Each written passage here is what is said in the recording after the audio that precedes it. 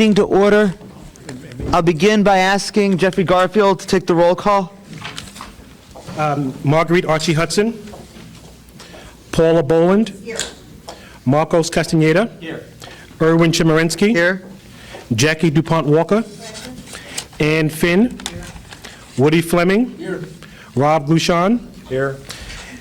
Janice Hahn. Here. Bennett Kaiser. Here. Nick Pacheco. Here. Dr. Gloria Romero. Chester Whittam. Here. Bill Weinberger. Here. Dennis Zine. Dennis asked that the record reflect that he's in Washington for business and couldn't be here this evening.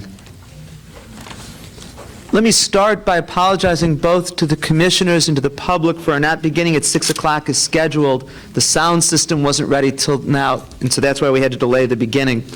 Also, just so that the commissioners are aware of it, we changed the structure of tonight's meeting from our past couple of meetings in the districts. At the suggestion of Rob Glushan, whose district we meet in, we decided to schedule business activities between 6 and 7, and then start the part of the meeting that the public's more likely to be interested in, the public comment and discussion of the topic for tonight, for 7 o'clock. And all of the announcements for the meeting reflected that we would do commission business between 6 and 7, and then start the public part of the meeting at 7 o'clock. Of course, the public's welcome to our business activities as well. Let me start by welcoming the newest member of the staff, Shauna Jackson, who's a policy analyst. We're thrilled to have you. Shauna comes to us with impeccable credentials, a graduate of Stanford Law School, where she was the president of the Stanford Law Review. She served as an associate at Catton Mutchin and Zavis, representing clients especially in the entertainment industry. She worked with Barry Sanders, the co-chair of Rebuild LA. She's practiced law for several years in Los Angeles. She was recognized as one of the top 25 leaders of the next generation by Ebony Magazine, and recognized as one of the women to watch by Glamour Magazine. And we're just thrilled to have you a part of our staff. I always, at the end of the meeting, try to thank the staff for all they've done for the commission. I realize by that point, several of the staff have already left. Occasionally, a commissioner has had to leave. I thought it important at the very beginning of the meeting tonight for all of us in the commission to thank the staff for their hard work. There's not any way we can possibly acknowledge all of the work that you're doing, all the hours you're putting in setting up these meetings, and all of the research and policy work you're doing. So I just want for the commission to take a moment just to thank our staff.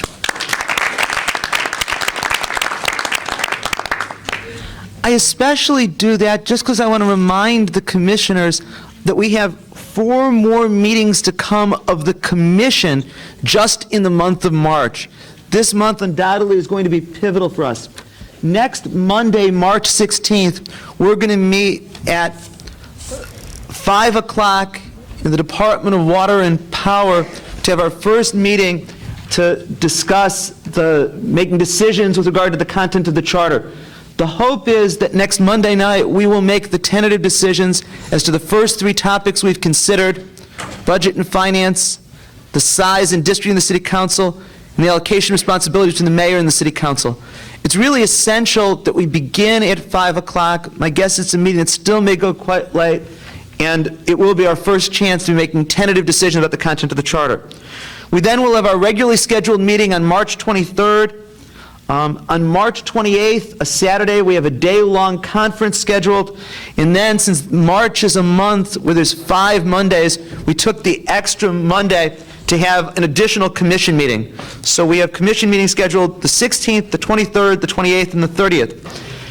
We've preempted committee meetings on the 16th. So what this means is, committee chairs, it's up to you if you need additional meetings, since you can't meet next Monday night, to schedule those. Please work with the staff in scheduling those as early as possible so as to not create conflicts with other committees, and so that they can get the agendas posted and make sure that the rooms are reserved. I think everyone on the commission knows that we've now set up the process for the conference committee between the elected and the appointed commission. If you remember, at our first meeting in January, the liaison committee came to us with a proposal for a conference committee. We approved it. It then went to the appointed commission. The appointed commission approved it with some modifications. And at our last meeting, we approved the new version of the proposal. The first meeting of the conference committee of the two commissions will occur this Thursday morning at 10 o'clock. It's, of course, a public meeting that all are invited to attend. Each commission will send 5 delegates to the conference committee. For the first meeting, it's going to be Bill Weinberger and Jackie Walker, Janice Hahn and Marcos Castaneda. And as I said at the last meeting, I will do my very best to rotate this so everyone gets as much as possible an equal opportunity to participate in these meetings. And hopefully we can come back after this with some sense of what the procedures are going to be and the timing of these meetings. Finally, by way of announcements, if I could just ask the committee chairs to stay after this meeting for a couple of minutes. There's some business that we need to deal with in terms of scheduling with regard to the committee chairs. That's everything that I have by way of announcements. Let me move now to the sub C, the discussion of commission budget and issues concerning expenditure, commission funds, and related motions. An issue, Bill? Maybe I didn't hear you, but are we going to approve the minutes, or are we not? From the last meeting? Yeah, I was just going to go to that at the end, but we can do that now if you want. Sure. Do it at the end. I just Sure, I was going to just wait till the end of our other business. Okay. But we can do it either way. It became clear that we needed to face the question of the amount of money that we were spending and that we had allocated with regard to committee consultants. And so the committee chairs discussed this and then decided that it was best dealt with by the Administrative Oversight Committee, which held a public meeting last Thursday morning to discuss this. And Chet, I'll turn to you as chair of the Administrative Oversight Committee to present the report and recommendation here. Generally, the situation is as follows. We started with a budget that was approved. Our staffing had not been complete. We were, in fact, using consultants in a variety of ways beyond the normal consultancy. And now that we have a full staff, it is time to make some rather minor adjustments to the budget. You have in front of you a motion, which I do not believe I have to read, do I, Mr. Chair? Mr. Chair, do I have to read that motion, or since they have copies of it? I think for the sake of the record, I prefer that you do read it, even though There is a motion, actually, a motion with 2 parts to it that I will read in a moment. It essentially moves some of our allocated funds around primarily to now reflect the full staff that we have and our operations through the end of the fiscal year, June 1998. This is not an allocation for next year's budget. Let me read the motion. Number 1, transfer $13,000 from the subtotal under, quote, charter drafting budget, category, budget code 800, for the period 198 through 698, to subtotal committee consultants, budget code 500, for the period 198 through 698. Second, transfer $21,000 from the subtotal policy analyst salaries, budget code 200, for the period 198 through 698, to subtotal committee consultants, budget code 500, for the period of 198 through 698. I see why you wanted me to read it instead of you, Erwin. Third, transfer $3,100 from line item, quote, administrative office salaries contingency, close quote, budget code 107, for the period 198 through 698, to subtotal, quote, committee consultants, close quote, budget code 500, for the period 198 through 698, to revise the budget as follows. Increasing line item budget code 501 from 9,000 to 17,800. Increasing line item budget code 502 from 9,000 to 17,800. Increasing line item budget code 503 from 9,000 to 20,500. Increasing line item budget code 504 from 9,000 to 13,000. Increasing line item budget code 505 from 9,000 to 13,000. Number 2, there shall be no increase in the amount of funds available for committee consultants for any committee without the approval of the Administrative Director and the Administrative Oversight Committee. After great discussion in the meeting, the Administrative Oversight Committee meeting, these were our recommendations. I assure you that they are within our budget. There are no substantive changes to the dollars for the budget, and I believe that since it's a recommendation from the committee, no second is required. Any discussion on the motion? Okay, Bill and then Jackie? It's related to the motion, but it's a broader question. That is, when are we going to see, when is the commission going to see the actual expenditures that have been made already so we can compare it to the budget? Maybe I should ask the... I have those available, and I will send them out to the commissioners tomorrow. Okay. The Administrative Oversight Committee has already gotten the copy, but I'll send it out to the balance of the commission. Thank you. And with the commission's consent, what I will do is put it on the agenda for the March 23rd meeting, not for next Monday night's meeting, where I'd prefer to keep just our focus on tentative decision-making. But we'll make sure it's sent out tomorrow, and then it'll be on the agenda if anyone wishes to discuss it at the March 23rd meeting. Jackie? Thank you, Mr. Chair. Commissioner Whittam, could you share with me the definition of Code 501, 2, 3, 4, and 5? You had to do that to me, right? Sorry. I'm actually going to ask our administrative director, do you have a copy of that? Yes, there's a copy in everyone's package. I have it, but it simply says committee consultant. I wasn't quite sure. These are the consultants for the various committees that... 501 is Committee 1, and 502 is Committee 2? And Correct. Is that... I believe that is read? correct. Am I right, Garfield? Yeah.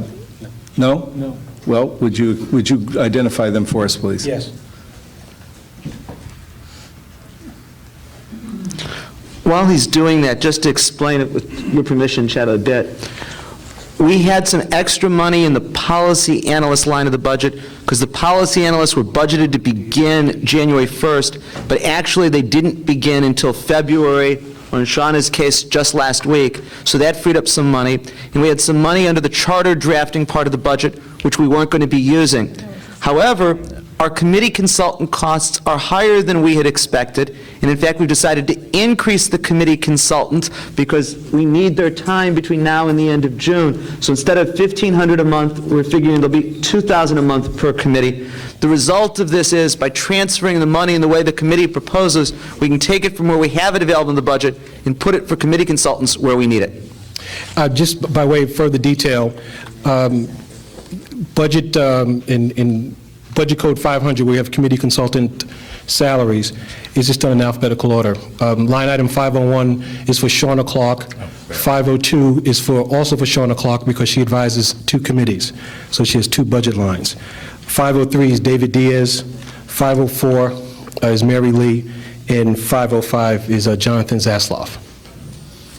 We should recognize that at the time that this was put together, we did not have a full complement of consultants, or if we did, a couple of them were just starting, and we also were beginning to forge our own direction as a commission as to how we were going to work in the last 3 months, so in the current 2.5 months, I should say. Seeing no other hands from commissioners on this, before we vote, need to ask if there's any public comment on the motion that's before us. Seeing none, unless there's objection, all in favor signify by saying aye. Aye. Opposed? Abstentions? It passes unanimously. We next have the report of the committee concerning focus groups.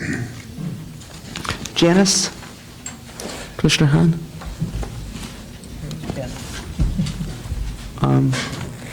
Let me skip. I can do it that. in her absence. Okay. Well, why don't we wait for, because she's here this evening, why don't we wait, and we'll do the report of the committees, and then we can come back to that item, because I do want to have her opportunity to participate.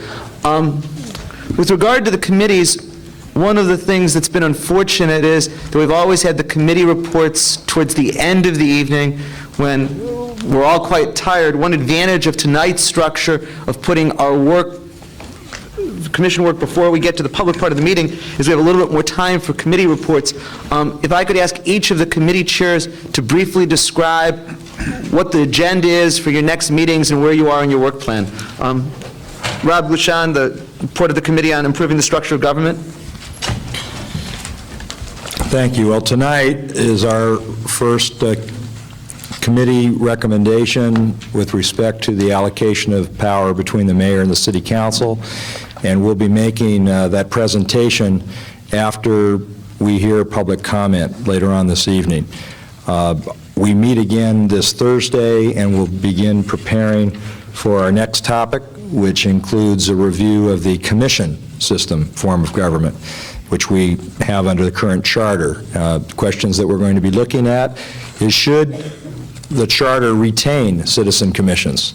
And if so, should commissions be advisory, or should they be the management form for various city departments? In connection with that issue, members of the committee have also asked for additional information on a borough system of government, and we're going to be briefed and look at boroughs, as well as, while we consider commissions, we're going to be looking at features that have been discussed with respect to potential community or neighborhood councils. And that will be our next item on the work plan, and I forget the date that we next make a recommendation, but I believe it's sometime in April. Thank you. Nick Pacheco, report of the Committee on Improving Managerial and Financial Accountability. We are moving into the proprietary departments for the next few meetings. We're mainly concerned with the ability to move funds between the proprietary departments and the general funds. What are the limitations? What are the availability of these funds? Because we have noticed that there's a sense out there in the community that individuals feel we can just transfer money from the proprietary departments into the general fund without any limitations. So we want to make sure we're dealing with the right facts on that issue. We also want to get into how can we make the proprietaries more competitive throughout the 21st century, because as we know, charter reform is a long-term process. So we're looking at what barriers are in the charter for competition. What should the charter say about who would approve contracts, leases, etc.? The implications of what's been commonly referred to as Prop 5 on the running of the proprietary departments. What role the current commissions should play if they exist, whether we should redefine them as board of directors. Okay, we also want to look at the basic structure of each proprietary department. There's been some suggestions that we separate water from power. And we need to definitely look into, and we will be looking into, the bonding authority of the proprietary departments, how that's going to be maintained in the charter in terms of accountability for the debt incurred by these departments.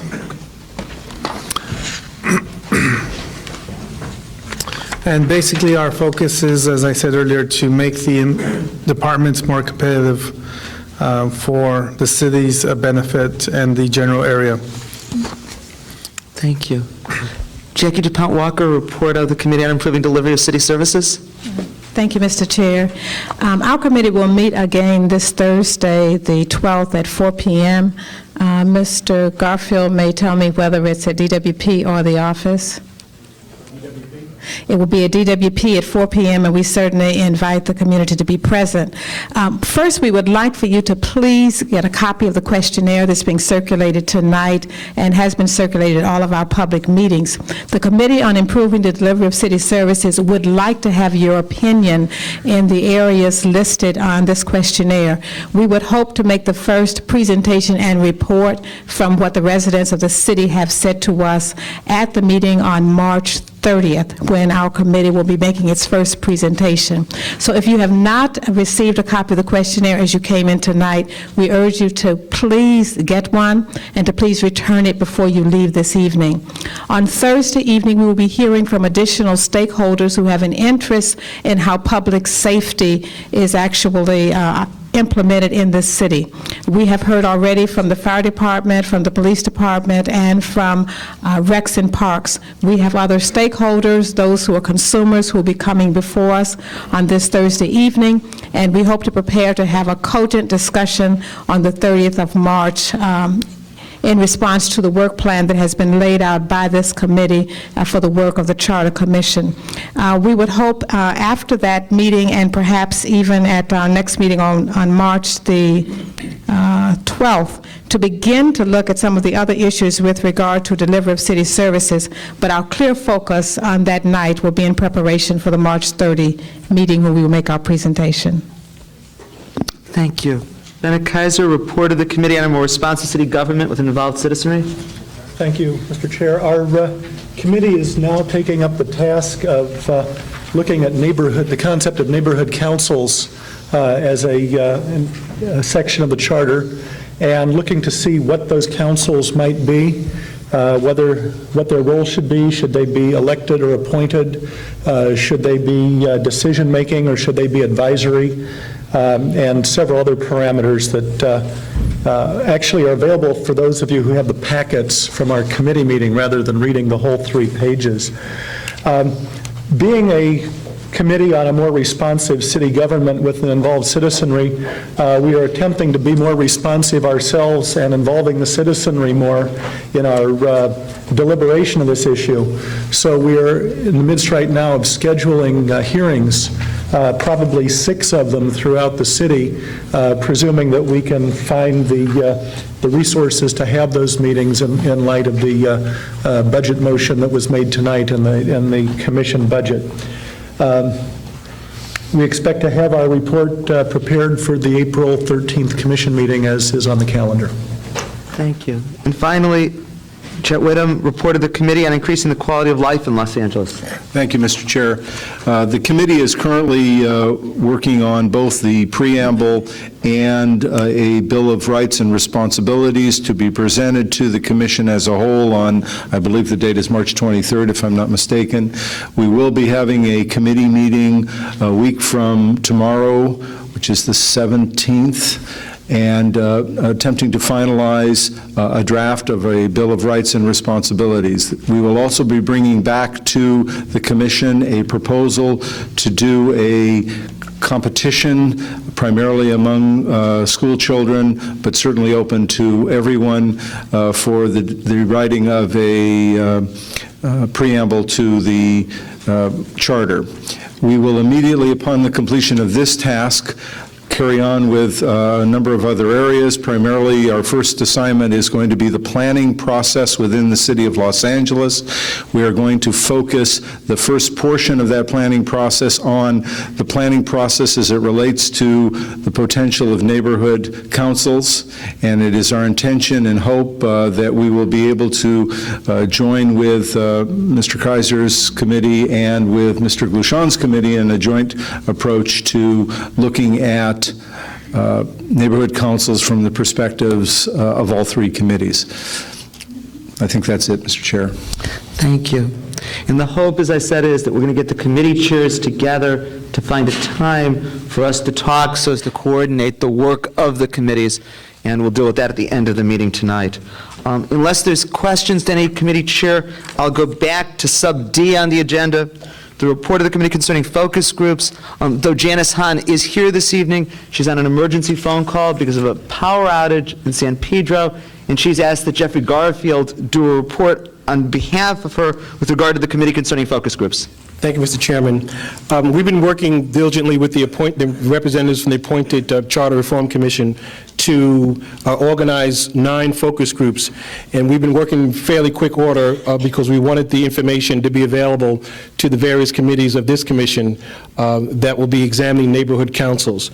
The first focus group will be scheduled on March 10th, and they'll be going in quick order from there. Each of you has a document entitled Los Angeles Charter Reform Focus Group's Scope of Work and Schedule, which describes the work of the focus groups, as well as the schedule of what areas of the city the focus groups will be recruiting from, and what particular economic and other demographic groups that we're anticipating recruiting, as well as a very broad outline of what the discussion is going to be. We just received today, which will be distributed to you tomorrow, prior to our coming here, we received the exact locations of each of the focus groups. Also in your packets is an opinion by the city attorney, as requested by this commission and the appointed commission. And it's addressed to the executive director of the appointed commission, Raphael Sonnenschein, regarding the disposition of the focus group material and what our responsibilities are in regards to the Brown Act and what materials are available to the public and which ones aren't. Our main concern regarding that was to protect the privacy of the citizen participants in the focus groups. And the city attorney's office outlined it fairly succinctly that as long as the information, particularly the videotapes and the audio tapes of the meeting, are the property of the consultant, that is Fairbank, Fairbank, Maslin, Marlin and Associates, the polling firm that we've engaged, that there's no risk of any member, or any participant, citizen participant in the focus groups, that their identity would be revealed. That's just a very important aspect of any kind of research, that the subjects are able to maintain their privacy. All those documents, with the exception of the actual schedule, location schedule, is included in your packets. Commissioner Glishan? Well, we just got this tonight, so I haven't had a chance to fully look at it. I don't think anyone has. But one of the concerns that has come up with organizations that I've met with as it relates to neighborhood councils is, whether they ought to be appointed, whether they ought to be elected, and what type of power should be allocated to it. And I'm just wondering, since I had 60 people in my home last week from the valley portion of this district because of the inconvenience of coming to this meeting tonight, there was a great degree of consensus that we should have neighborhood councils with power. But when you got beyond that into specifics, it broke down, and even among people in the same type of organizations, there was disagreement. To what extent are we going to be able to glean that information from these different questions that may be posed among these focus groups? All the focus groups, all 9 of them, they're a single issue, in essence, focus groups, and they're specifically contracted to examine the issue of neighborhood councils in all of its permutations. We've supplied the consultant and the various facilitators for each of the focus groups with all the information that our commission possesses and the appointed commission possesses on the issue of neighborhood councils. So the issue is going to be fully explored in all the focus groups. Each focus group will be 2 hours long, and there'll be 9 of them. So the exact subject that you're talking about, whether they're elected, appointed, and power, and what kind of power, all those things are going to be examined fully in each of the focus groups. Commissioner Kaiser and then Commissioner Weinberger? I have a couple of questions and comments here. First of all, I don't have in my packet the opinion from the city attorney that was mentioned earlier. I was looking for that, and I would like to have a copy of that, please. At the last commission meeting, when Dr. Schachman talked about the discussion of the questions for and parameters for the focus groups, I had asked on behalf of the Committee on a More Responsive Government with Involved Citizenry to see what the questions were and to have input in that process. And as of this time, we have still not received any of that information. And since it is that committee that is going to be responsible for evaluating and making recommendations on the topic of neighborhood councils, I have some concern that this process is going forward without any contact with the committee.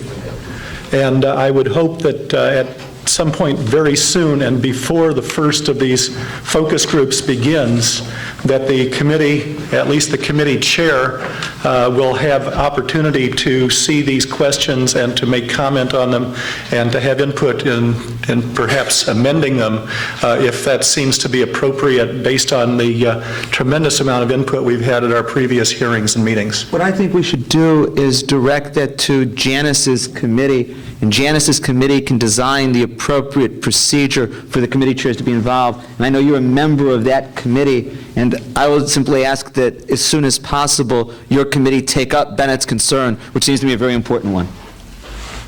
Commissioner Weinberger, and then Commissioner Whittam, and then I do want us to move on to the next phase of the meeting. Commissioner I Weinberger? want to ask our administrative director, did you say the focus groups are starting tomorrow, March 10th? Yes.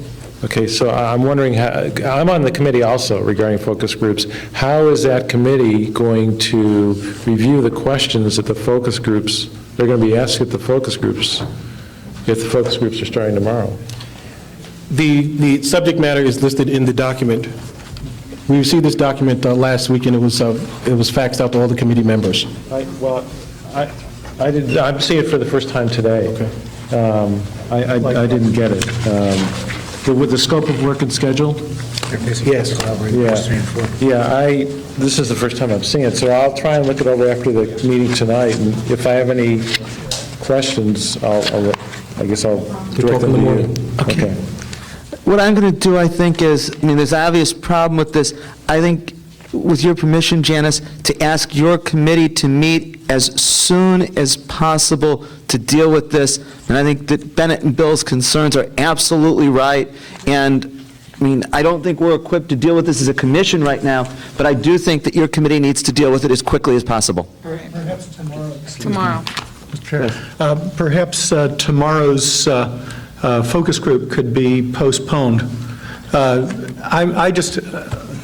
I'm concerned that there isn't any input coming from this commission into this process. Sure. Bennett, what I think was, rather than our being able to deal with that tonight, not having the information, I will just leave that to Janice and her committee, of which you're a member, to work with the administrative director. I think all of us agree with the concern you expressed, and so I'll just leave for your committee to work that out on behalf of the commission with the administrative director. Thank you. Chat and Nick, and then I do want to be on schedule and move to the next phase of the meeting as close to 7 as we can. Well, since you've pushed it off to the other committee, I think I'll withhold my remarks. Okay, and move certainly, on. The only remark I would make is we hired professional individuals who understand the issue. The issue is not a secret. This has been discussed widely in newspapers, public television, other forums. I'm confident that the public policy opinion research group we hired will take into consideration the majority of our concerns. We don't want to micromanage everything, so let's be careful about where we go with this. Thank you. The final item that we have to do is approval of the minutes of February 23rd. They're in the packet. Is there a motion for approval of the minutes? Second. Discussion on the minutes or corrections? Commissioner Weinberger? Yeah, I had a couple of corrections on page 5, the second to last paragraph, where it's a record of part of my presentation to the commission at the last meeting. The second last line of the second last paragraph, it said, well, I'll read it. However, no consensus was reached on whether the city council should be expanded by a set number of districts. The word "of" should be changed to or a specific population size, because there was an alternative.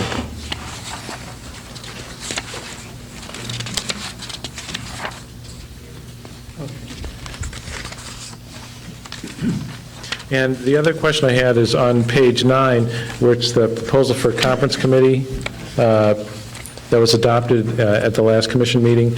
The minutes don't reflect a written report, and for the records of this commission, there's no, if the minutes don't refer to a written report, the written report that was part of our packet, then I think our records are going to be deficient. So I think the minutes should refer to the written report. which should be attached to the minutes. And you're referring to the written report with regard to the conference committee here? Correct. Okay. And those are the only corrections I have. Any other corrections or changes with regard to the minutes? Seeing nothing else, all in favor of adopting the minutes, signify by saying aye. Aye. Opposed? Abstentions? Commissioner DeMont-Walker? Abstain. Abstain, okay. That's approved with one abstention. That then completes our, Commissioner Boland. Small matter, Mr. Chair, please, because I've just come across it in this section in the packet. We have two different items in our packets. One is like 6 pages long, 4 pages long, 3, and one's a single page, purely political things that have nothing to do with our commission. And my concern is that, one, we're photocopying it, using staff time to put it in our packages, and it really has nothing to do with our work at all. One of these I had faxed to me today, and if commission members want us to have this information, that's good, if they are photocopying it themselves and providing all the copies. But for these things to be put in our package with staff time and commission cost, I think it's improper. I'm not sure, are you referring to the Center for Voting and Democracy? I'm talking about Center for Voting and Democracy, the feminist movement, and the stop by the rally to stop. I wasn't going to bring it out, but since you're asking, I'll say it. The rally to stop the prop Our general policy... on 207 for bilingual education. I don't think that has, no on Prop 227, I don't think that has anything to do with us, for us to be using our dollars, our precious dollars, to be photocopying these things.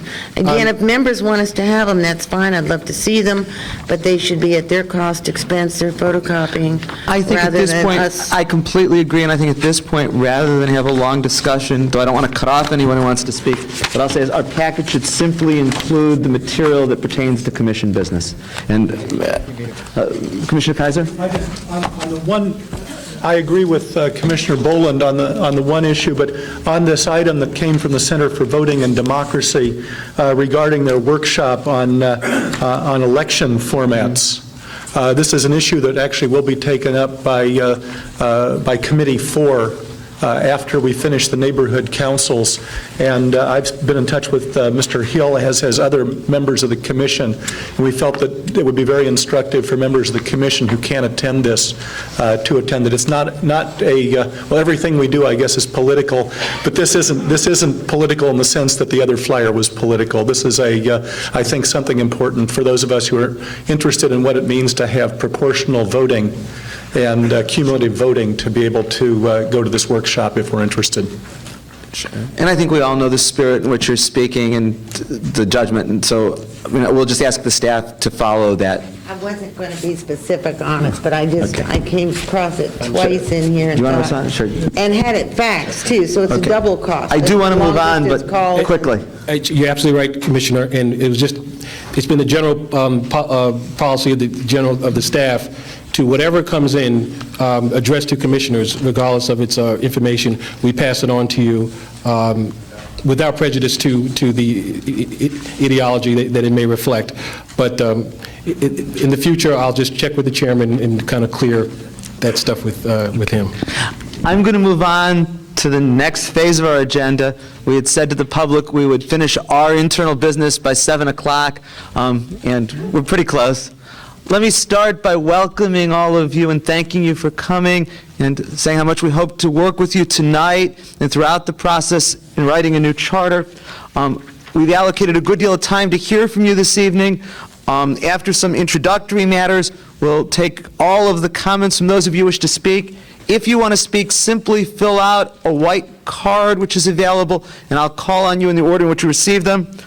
Also, after we've had the opportunity for the report from the committee on allocating responsibility between the mayor and the city council, and we've had some commission discussion, there'll be yet another opportunity for public comment. And then at the very end of the meeting tonight, we'll take still further public comments. And of course, in addition to this, we'd welcome your written comments.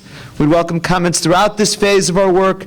And then come the summer, after we've made tentative decisions with regard to the charter, we'll come back to the community and welcome your comments once more. I should also say that tonight's meeting will be broadcast on LA City View, which is channel 35 on the Los Angeles cable systems, on Saturday, March 14th. And is it 5 o'clock? Is that correct? Yes. So there's also the opportunity for those who are watching, please come to our meetings, send us comments, let us know your views. Without any further introduction, I'd like to now turn to the outstanding commissioner from the 11th District, Rob Glushan. Thank you. This is the first meeting of our commission on the West Side. I know it won't be the last, but one of the difficult first choices that I had to make when asked to select a location for our first hearing in the 11th District, and there are several other commissioners up here with me that either have had or will have in the weeks ahead, will have to make a similar decision, is that roughly half of this council district is in the San Fernando Valley and half on the west side. And while being a lifelong resident of the valley, this appeared to be a no-brainer for me, given the fact that there are so many people on the valley side of this district that are involved in issues such as investigating whether the valley should become a separate city or not. We've had as many as 200 or 300 people show up recently at a community meeting in Encino to hear our police chief. And there is a genuine interest in charter reform. However, we had a meeting in the Valley. I think our first meeting was in Northridge. We're going back to the Valley in the 3rd District, and I felt it was absolutely important that the citizens, the residents of the West Side, have an early opportunity before proposals are voted on to participate in the process. It's been 70 years. I don't think any of us, or most of us, were not around when over 70 years ago, a Citizens Commission put together the charter that we are operating under now. And that was, even though there was a city council, even though there was a mayor, the voters at that time elected a Citizens Commission who created a new charter that was put on the ballot and approved. To me, the 11th District represents a lot of what is best and worst about local government today in Los Angeles. What is best are the people, particularly on the west side, that I recall in the last decade, in the 1980s, when city government failed to respond to the concerns about oil drilling being proposed on the coastline in Pacific Palisades. In fact, you had the mayor and the city council at that time who supported oil drilling on the coast. The citizens, the residents got together, not just themselves, but mobilized citywide support for an initiative that was passed overwhelmingly by the voters of this city that rejected Occidental Petroleum, stopped them from drilling for oil. A great example of citizens taking control of their government. In Pacific Palisades, there's a community council that has among its members people from homeowner groups, from business groups, and other civic organizations that work together with city officials to solve problems. And they just don't rely upon the city government to take care of their neighborhoods. In Brentwood, in the very school auditorium that we're sitting in tonight, is an example of where parents have worked together with the Department of Water and Power on what is called the Grassroots Project, where they have raised money and resources to plant trees and grass in lieu of asphalt. In terms of what I would consider to be the worst is the fact that this council district is so divided up. It divides communities. It does the very thing that this charter ought not to do. The one thing that I heard time and time again when I campaigned was the people did not understand that the council district that they lived in, where they elected a representative to make the decisions that affected their lives on a daily basis, that one representative from this district included the communities of Brentwood, Pacific Palisades, West Los Angeles, Westdale, parts of Mar Vista, a sliver of Westwood, over the hill, parts of Sherman Oaks, Encino, portions of Tarzana, of Woodland Hills, and Van Nuys, 1/4 of Van Nuys, a community that is so terribly divided up that you need a map to figure out who your council representative is, and even with such map, it's still hard to figure out. It's terribly wrong, I think, in this city to have communities divided up, but I think that in some ways it's very much in common with the other districts that we up here all represent on the Charter Commission. Tonight's meeting has a dual purpose. We voted to have our meetings throughout the city, rotating council district by council district. That way, we can not only hear presentations made on specific proposals, on specific topics from committees that have been working for the last 6 months, but also to hear from residents all over the city, not just on the topic of the night, but on whatever topic is of concern to them.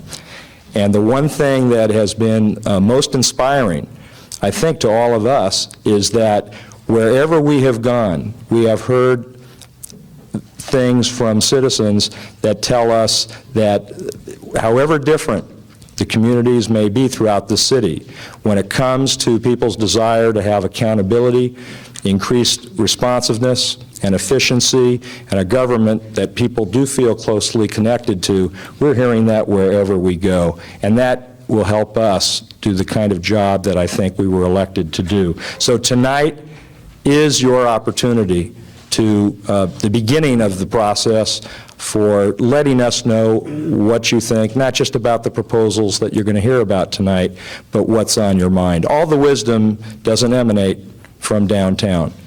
It didn't 70 years ago, and it's not going to be now. We have many people here tonight, too many to introduce, from the different homeowner business groups and other civic organizations that help put tonight together. But I would especially like to single out the Brentwood Community Federation and its member organizations for hosting tonight's event. And the president of the Brentwood Community Federation, who single-handedly got this location, got the permit, passed out flyers, and without whose help we could not have pulled this off, is Jackie Raymond. Jackie, would you please stand up?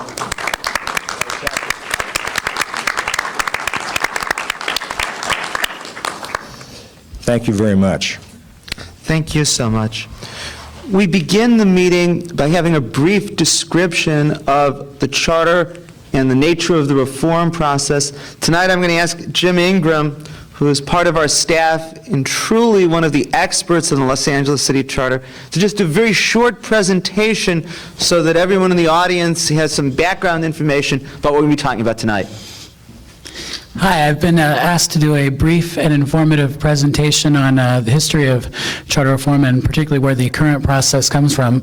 I'll definitely try to be brief and hopefully will be informative as well. The City Charter of Los Angeles really is our local constitution that sets up the structure of government for the City of Los Angeles, that prescribes what officers will be elected and appointed and states what city government may do. Not all cities actually bother to write their own charter. In fact, Los Angeles is one of the less than 20% of cities in the state of California that has its own charter. It's typical that larger cities will choose to write their own charter so that they can enable themselves to meet their own special needs. For example, Los Angeles originally wrote its charter in the 1880s because the city was basically faced by an insufficient water supply and a harbor that was completely inadequate to the task of building a large city. So therefore they took on the task of writing a charter and entrusted harbor and water commissions with bringing in the water and building the city's harbor. So a charter allows the city to take on these special tasks that they might, and yet there's no requirement in California's constitution that cities have to write a charter. The current city charter of we are governed by today is the one we've been left since 1925, and it pretty much follows the structure of the government from the 1880s. You have a mayor that's elected, a city council that's elected by districts. You have an elected city attorney and a fiscal officer for the city that's an elected figure. And pretty much all of those things are true of the current charter that governs the city today. The boards of commissioners, which manage Los Angeles' departments today, are a remnant of what originally was put down in the 1880s. So, we have a charter today that in 1997 was actually in effect written for a city of 40,000 people rather than of almost 4 million. So you can see why there is this interest currently in charter reform in the city. I wanted to point out that although the city's charter does lay out in great detail what the city's offices are, who's elected and all of that, and the balance of power between the city's leaders, the city charter doesn't do everything. In fact, there's a lot of things that happen within cities that are not touched at all by the city's charter itself. One obvious example of this is, the issue of finances. In terms of its taxing and spending, Los Angeles is constrained by California's Constitution. Remember good old Prop 13 and the recent Proposition 218. And in terms of its spending, Los Angeles City Charter is not the final arbiter. That's really state law.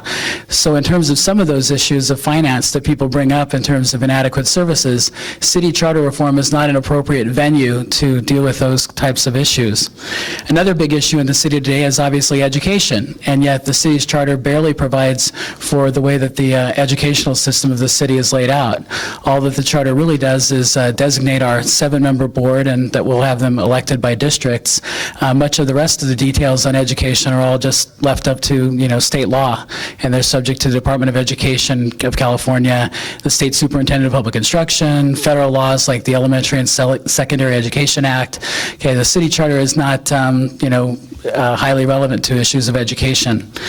And finally, if you think about social services, welfare, housing, and all of those, then really it's the county, the state of California itself as well, that deals with all of those kinds of issues. So charter reform is not an effective tool for dealing with all of those kinds of issues. Okay, still yet it is true that we're all here because we think that charter reform is important, that there are some things that can be dealt with, and in that we sort of are part of the historic process in Los Angeles of this tendency to go back and reform our charter over and over again.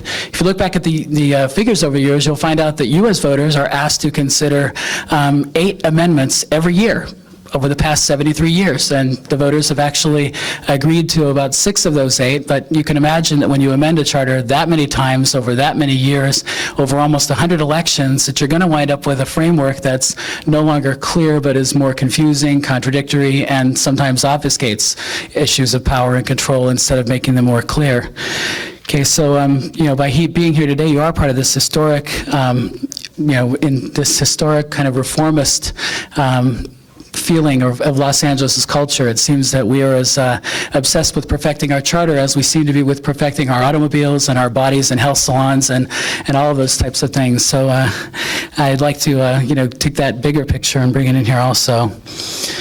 The main issues that I've heard when people speak at these meetings are flexibility, accountability, efficiency, and responsiveness, but I'd like to finish up so that I can, along with our commissioners here, hear from you and your input, because you're what makes this a historic process. And I'm no Kevin Starr, but I can see that this is a historic thing in which we're currently engaged in this city. Thanks. Thank you so much.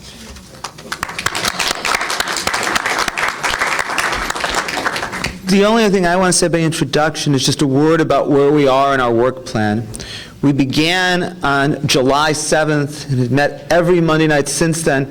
And between July and the end of January, we organized into 5 committees, with each committee responsible for studying different areas of the charter. Beginning at February, we started the second phase of our work plan, where committees are now making reports to the Commission about particular areas of the charter.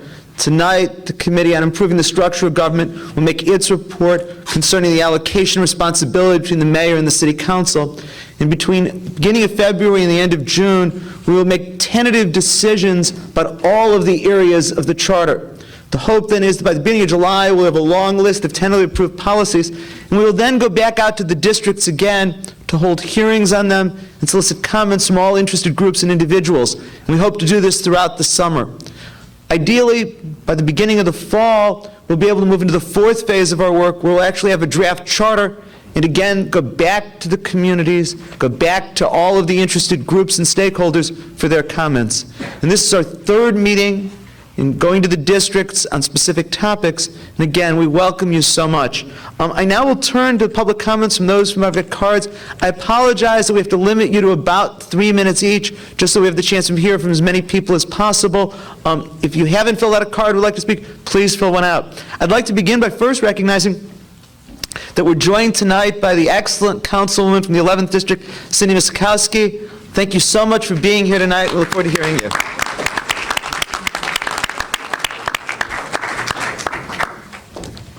Thank you very much, Mr. Chairman, and I join with Commissioner Glushan in welcoming members of the elected Charter Reform Commission to the 11th District.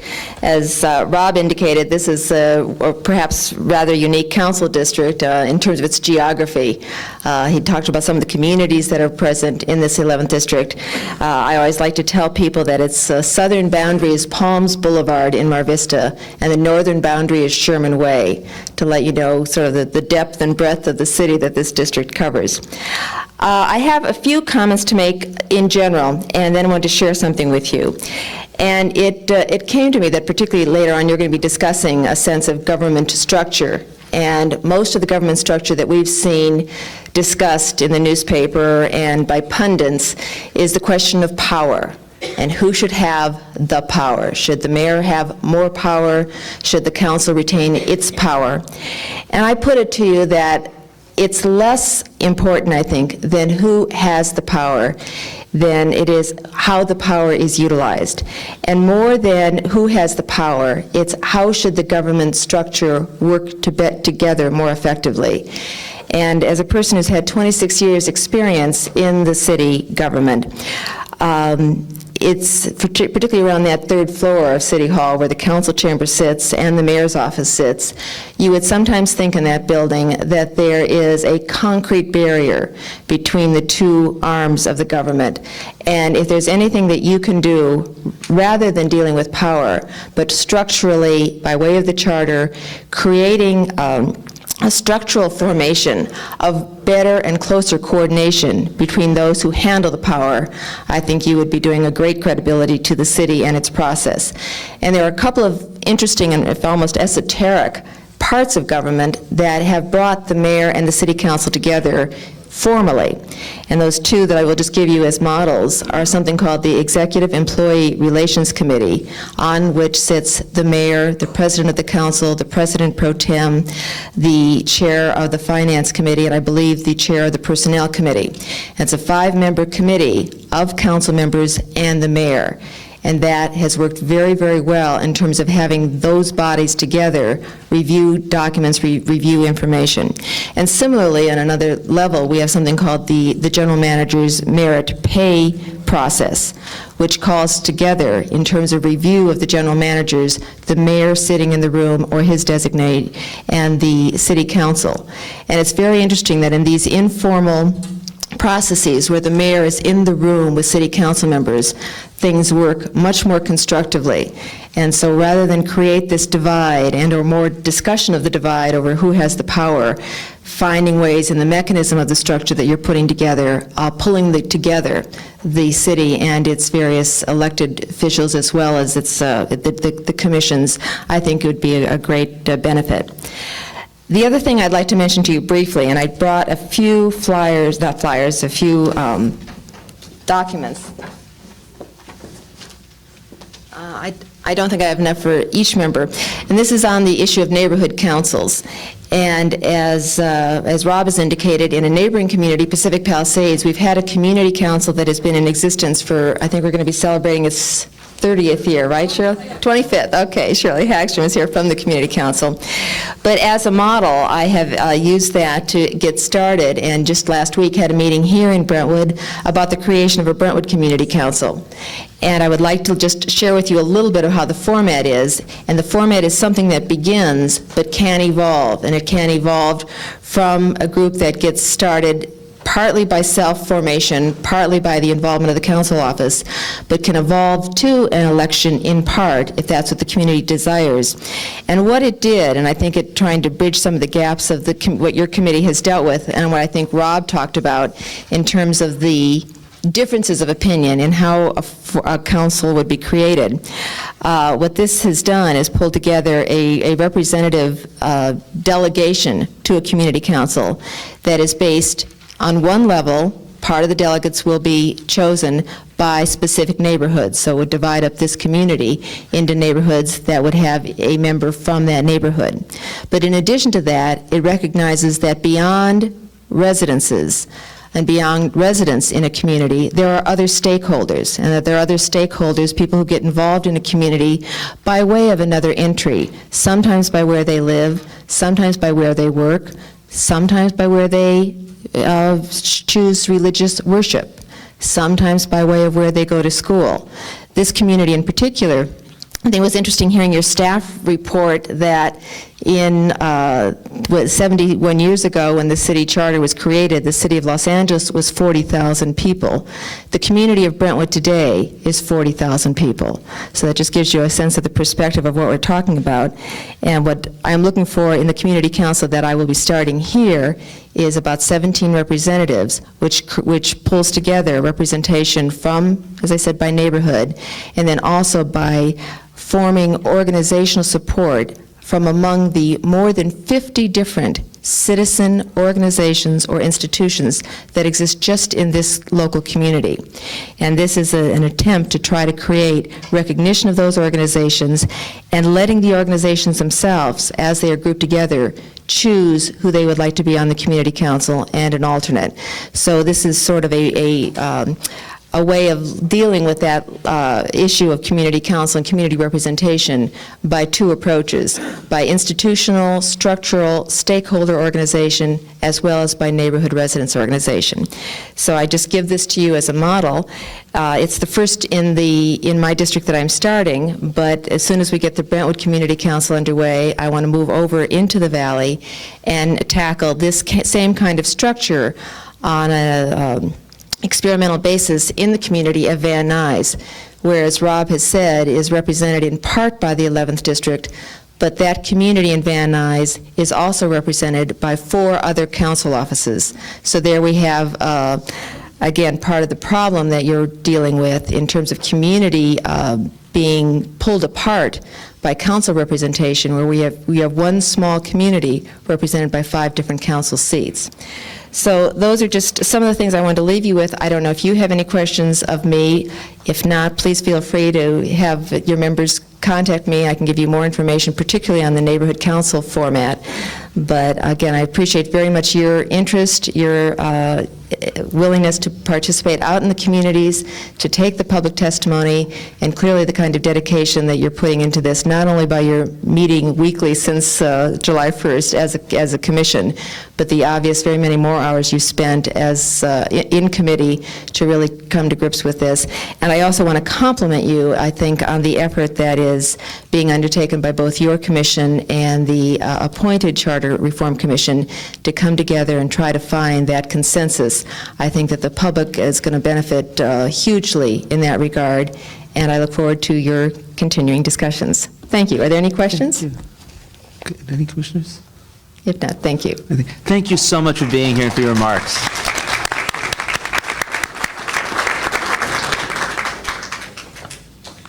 Though we're not going to be able to recognize all who are in the audience tonight, I do see that Marvin Browdy is here, who served the city for so many years with the distinction. I think we should recognize him and welcome him tonight.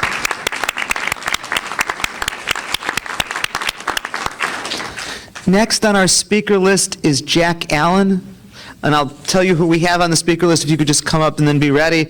It's Jack Allen, Colleen Hardman, and Robert Cheesebro are 3 speakers that we have so far.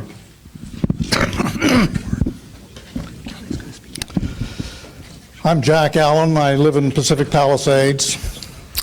I'm the interim chair of the committee to form the city of Rancho San Vicente. That's a city that would, if formed, would have its boundaries Mulholland on the north, Santa Monica Freeway on the south, San Diego Freeway on the east, and the ocean and the city limits on the west.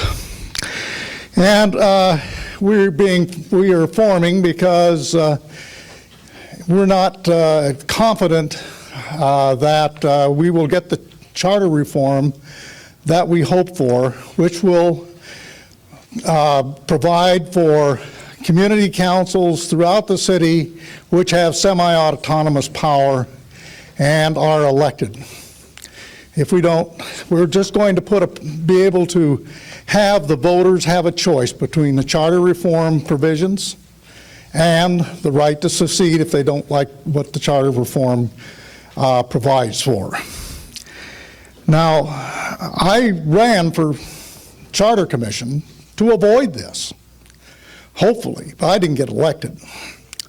But that's what I wanted to do, was to see this city built in a way that it would respond to its local communities. I don't like the term neighborhood councils. And the reason I don't like it, I'm the longest, not the oldest, but I've had the longest tenure on the Pacific Palisades Community Council of about 10 years. And while community councils are fine as advisory bodies, I mean, they work as advisory bodies providing your council member follows them, the advice, they do not work as governing bodies, and they will not work as governing bodies. So they're too cumbersome. You have to trim them down to a small body of 5 people, and you have to have a small community to elect them so that you keep them local and you don't have money dictating who's going to get elected. Now, that's what I think, but one of the reasons we're bringing this about is we're having problems with the Charter Reform Commission finding out even what it's, getting even to its meetings. Meetings are held at 6 o'clock in various parts of the city or downtown. My God, that's the worst time of the day to try to travel. We can't get to them. We don't really have an input into them. This is the first time I've had a chance to appear before you. And I've never been able to get before the other Charter Commission. So we feel left out of the charter reform thing. We don't know why you aren't meeting on Saturday mornings or Saturdays so that we can all have an opportunity to come. And it's convenient. And I think that speaks for what I think that we have to do if we're going to get everybody involved in the charter reform, and we'll defeat the secession movement. But we've got to have meaningful reform on community councils, or not just a bone. We need meaningful reform, something that really is going to give us a voice and control over what happens in our communities. We don't want 14 people down in 15 miles, 20 miles away making the decisions for us. We want to make our own decisions in our own communities. And the reason I don't like neighborhood councils, if just in my little community, you would have 18 to 19 neighborhoods. So let's use terms which are realistic, because we're not going to have 1,000 neighborhood councils. Maybe I'd like to see 75 or more community councils. And I'd like to participate in the discussion, but as I'm left tonight, I don't know who's going to be discussing what and where. And it looks like every committee's going to be discussing local government. So we need to get it focused. And we need to get it so that we can get involved. And thank you. Thank you.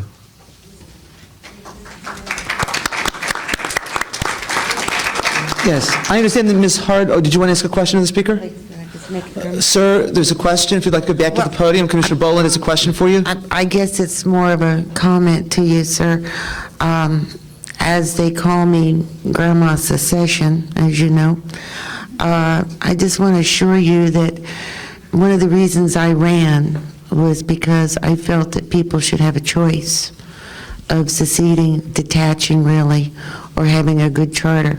And let me assure you, there are 15 very dedicated men and women sitting up here, and staff that are tremendously dedicated, and they truly are. I don't know what the document's going to look like. I may hate it. You may hate it. I'll be the first one to write a report, but I will tell you they're doing everything in their power to write something that is the wishes of the entire city, that's fair, that's good, that would bring the city into the next century. And for me to be saying that, knowing where I'm coming from, you have to know that I mean it. and we don't know where it's going to end up, but they truly do want public input. This commission truly cares about how people think and what they want and what they should have, and so they're making every effort to do that. And it's difficult, but everyone has to work. This is a non-paying job, and about the only time you have are evenings, and we are going to be meeting on Saturdays, so it's hard, but they have tried, I will tell you, to conform in every way possible for the community. And that's coming from, again, the Mothers Accession, certainly, so take some comfort in that. You've got good people representing you. Oh, I have no comfort. I know about most people here. Commissioner Fleming had a comment also. Do you have any kind of working document that you'd like to present to us? If not, maybe you'd like to do that, I would like and so we can get your input and your ideas. I'd love to do that, just don't know where to put it.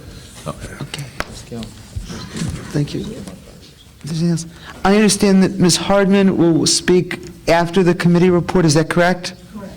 Okay. The next speaker is Robert Cheeseborough.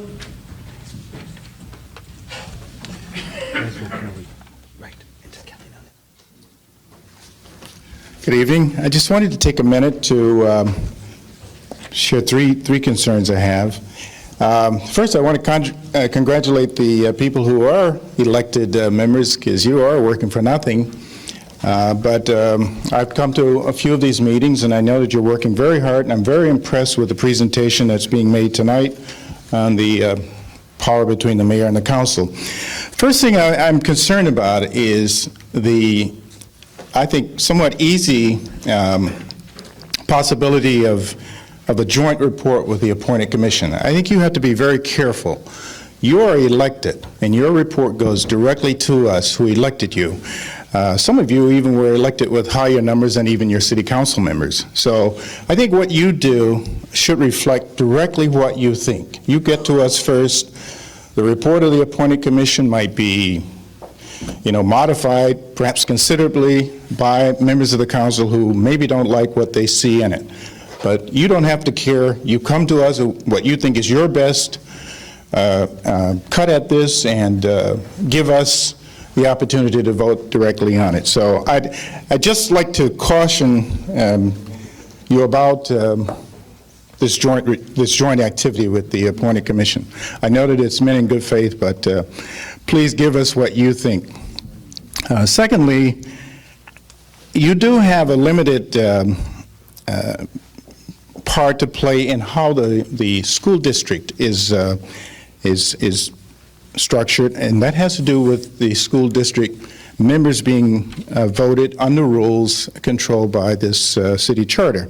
So it is important, in my opinion, that we make sure that we empower the residents of this city, not just American citizens. We have a lot of people who are not residents, but they're taxpayers. They have children who one day will be leaders of this city.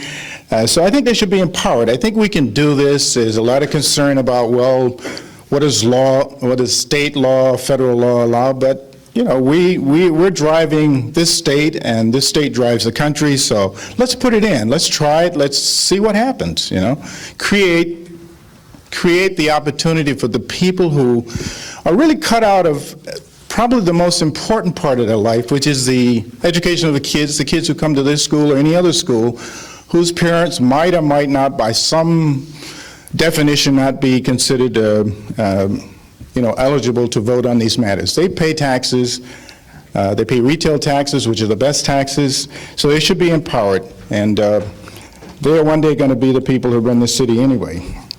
And the third thing I wanted to comment on is this idea of neighborhood councils. I think that it's an excellent idea, because the council districts, no matter what number you have, and I would caution you not to try to change the number of 15. I think you're going to get into a buzzsaw there, but whatever the decision you make, you should have these neighborhood councils feeding to you, because the neighborhood councils reflect the changing color and kaleidoscope of color and ethnicity and interest groups of the city over time. And if you're going to write a document that's going to be going to last, you hope, longer than the 70 years or nearly 70 years of the existing document, then you should have one that really allows you to get the input, and these boundaries don't have to conform to council boundaries. So maybe 2 council members have to be concerned about a neighborhood,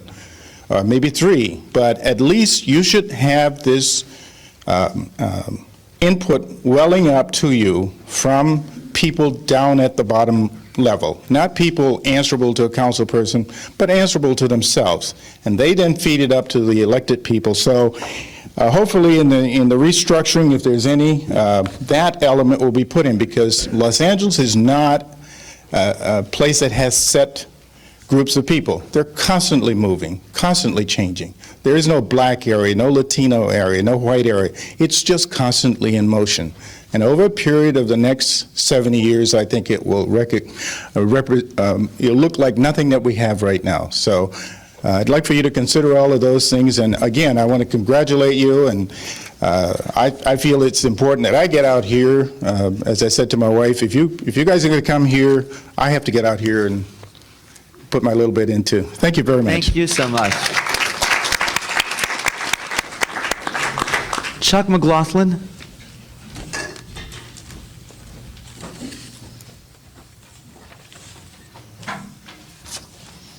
Good evening.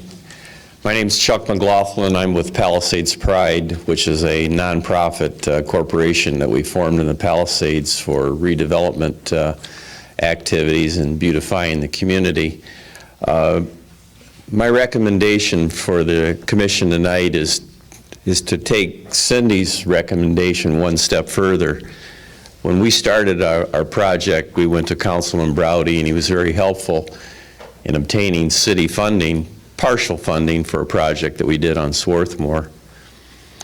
But it was fairly long and complicated, not terribly difficult as far as the city goes, but as far as obtaining funds. But my recommendation would be, and I'm not sure the Charter Commission will get involved in this area, budgeting, whatever, but if the city could allocate to each council district some discretionary funds, I don't know what the amount would be, for each council person to allocate to concerned community groups that could coordinate through the community councils that Cindy's recommended tonight, to get things done in the community. I think what you've seen across the city is dissatisfaction in different communities, and certainly Jack expressed a little bit of that tonight, that people feel they can't get anything done, or they want something done and they have good ideas, but if each council person had discretionary funds to allocate to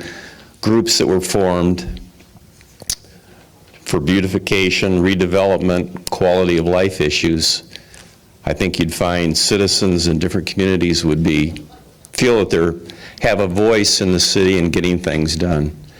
I'm not sure how you'd implement that, but I think you'd get good results.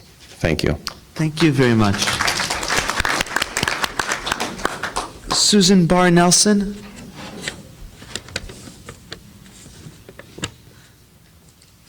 I'm Sue Nelson, and I've been working with the environment and citizens groups for about 40 years. Helped form the Brentwood Community Federation when I lived out here. I am commenting tonight on the opener here. I was talking about this sad story about this awful charter we need to sweep out under the table. I think, given the fact that the city has expanded so rapidly mostly on federal money, that we've done rather well. And I think there are a lot of really good citizen activist groups in the city. The dissatisfaction is high, but it's not so high to get rid of all our elected officials, which is what Mayor Reardon would like to do, expand the LAX, expand the harbor, and forget the rest of the city, turn it into a private enterprise zone, and to turn the city government into a business. And that's what I heard as the opener tonight. The charter itself, as it's presently constituted, came into place in a progressive era in the 1920s here. And it's a progressive, it's amazing that we have a charter for this city. And that it is a charter city. And we need to respect that charter and then work with it. and not blast it like it's a dirty rag. I mean, I've been through UCLA School of Public Policy and all the administrative management garbage, and I don't like it. And I worked day and night on democracy, and I think we need more democratic representation. I'd like to see these neighborhood councils have power, and they need to have power related to the community plan, and they need to be not all over the place, meeting. No one needs 75 neighborhood councils. They need to be orderly, and they need to have a little bit of funding, and they need to have their own council. And the city council needs to be expanded. I mean, representing 15 people and 40,000 people, 15 members representing 40,000 people is absurd. So I would like to see the city council doubled. And I think then we'll have representative government. And I think we need to keep in place our elected mayor. I don't want a strong mayor. We do not need Mayor Daley here. The reason people had a weak mayor, and I don't think he's weak, I think he's weak because he's weak. Because he doesn't know how to govern. That's the problem right now we have in the city. And the city council is weak because it's not broad enough or deep enough, and people think they're God sitting down there. And they have elected, they get their name in the paper, they get perks, and they walk around up on Mount Olympus, and they need to get down to earth and deal with their own districts. And anyway, those are my acerbic comments for this evening. Thank you. Thank you. The final speaker card I have at this time is from Kelly Martin, the deputy mayor. As I understand, Kelly, you want to address the topic of the committee report, but because of family commitments, it's easier for you to do that now than wait until after the committee report. Right, thank you. As always, we welcome you here. Thank you. I've had the pleasure of traveling with the mayor in Asia for the last 9 days, and so do want to tuck my kids in tonight. I also want to tell you that we visited the Taipei City Council and was very interested to know that in 1993 they went through the process of charter reform. So a fledgling democracy, a more well-established democracy, we're all doing the same thing. The mayor has prepared some written comments on the recommendations of the Committee on Structure of Government, and I'm going to just highlight some of those now. They're available outside, and I apologize to the audience for the confusion of me talking before you hear the report. There are many, many recommendations contained in the recommendations of the committee that the mayor supports. The mayor's perspective is that we need a strong legislative structure in our city government and a strong executive structure with a clear differentiation of responsibilities. And these recommendations of this committee go a very long way towards that model. Increasing the mayor's executive authority over city departments, allowing the mayor to appoint general managers with council approval and to remove general managers without council approval. This recommendation is a milestone for accountability. The only refinement we would suggest to this one is that the new charter should require the council to act within a period of time on appointments, any appointments, whether it's appointments of a general manager or if you decide on commissions, appointments of a commissioner, just bearing in mind the image we have of Washington now where appointments get tabled forever. The mayor agrees with the recommendation that department general managers should report directly to the mayor and affording the mayor the flexibility to organize departments in their duties. We've attached language to the mayor's comments that contains an excerpt from the New York City Charter, which basically gives the mayor the authority to reorganize departments and requires reorganizations to obtain council approval. The other recommendation we support is the transferring of administrative duties of the council to the executive branch. Again, the mayor thinks the council should be a legislative body, not an administrative body. The mayor also strongly supports vesting the city council with the power to approve the city budget and overriding any mayoral veto. This is the most important way to strengthen the power of the legislative side of the House and is critical, and the mayor supports that. On the issue of the supervision of litigation, I think there's two ways to look at that. First of all, asking the question, who is the client? Under our current charter, both the city council and the city attorney are the client because both are given control over litigation. Whoever this charter commission decides should be the client for purposes of litigation, it should not be the city attorney. The city attorney should act as attorney, and as somebody independent of the city attorney should be the client. Then the question goes to who has the authority to settle litigation. We think that we can understand why the committee was uncomfortable giving blanket settlement authority to the mayor because of the significant dollar amounts that could be involved or the significant policy issues that could be involved. We would recommend an approach where the mayor be given settling authority of up to $1 million and amounts over that to either go to a committee or to the mayor and full council. We would point out that we don't think it would be an appropriate role for the independent auditor or the controller or whoever that role gets fleshed out to be on the committee that approves settlements for the following reasons. First of all, that blurs the lines of their responsibility. That person is to be an independent auditor, and you want them to keep that. Also, the settlement of lawsuits, as we've seen time and time again in the city of Los Angeles, with settlements affecting the police department, the fire department, and other departments, involve policy decisions. And we believe that that controller/auditor, however it's ultimately described, should not be a policy decision maker, but should be, in fact, an independent check and balance. So we have a proposal which would allow a settlement committee of a general manager of the affected department, as well as someone from the council and someone from the mayor's office, or ultimately you could leave it with the mayor and council.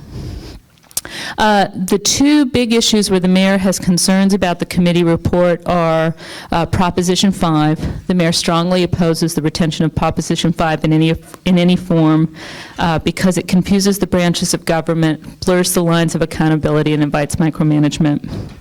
And the other issue that the mayor would recommend is to include in the charter some language that restricts the city council's ability to participate in administrative and executive activities. Because our charter is, because the state law is broadly enabling and the charter only limits that, unless you contain such limiting language, the council will retain that right. And we would just suggest that you look to the San Francisco, the San Diego, and the Model City Charter for that language. And in conclusion, I thank you for all your work, and I'm available for any questions if you have any. I'm sure there are commissioners with questions, but I am a bit uncomfortable starting the discussion with questions before the committee's had the chance to present its report. If this is agreeable, we'll let the committee prepare its report, and if there's questions, could they be directed to Teresa Patsakis, who's also here? Terrific. Thank you. Thank you so much for coming tonight, and we look forward to continuing to work with you. At this time, having no additional speakers' cards, we'll turn to item 6 on our agenda, which is the presentation, discussion, and consideration of motions concerning the allocation of authority to the mayor and the city council. And the way we'll proceed with this, as indicated in the agenda, is that Rob Glushan, who's the chair of the Committee on Improving the Structure of Government, will present the committee's report. We'll then have a discussion among the commissioners with regard to that report.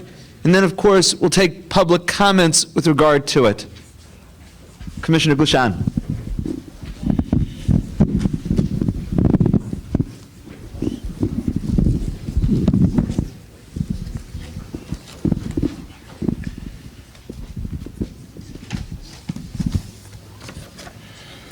Well, first of all, I want to acknowledge the involvement of the members of this committee.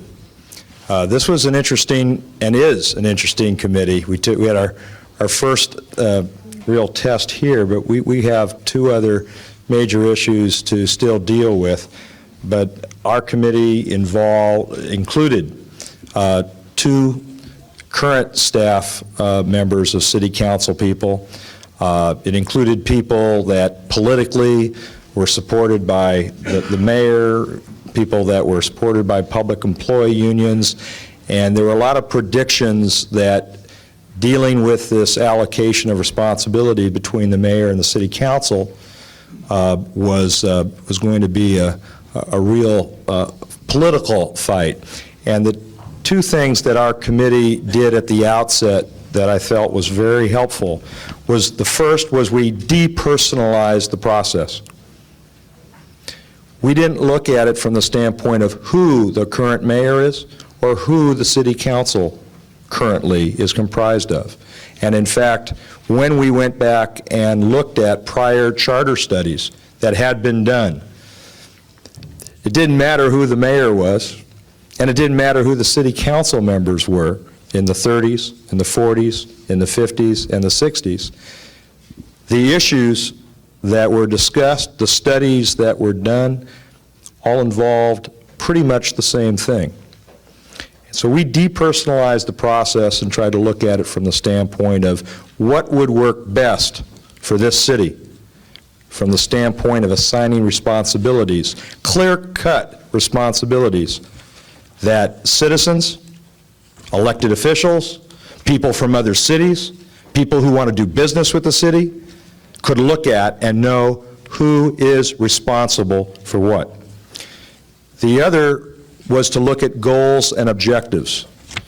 And the goals and objectives that we tried to work with were to improve accountability, to improve responsiveness, to improve efficiency, and maintain checks and balances. That being said, it was recognized by all of us that these objectives are often competing. A proposal that might result in increased efficiency might not promote increased checks and balances, and vice versa.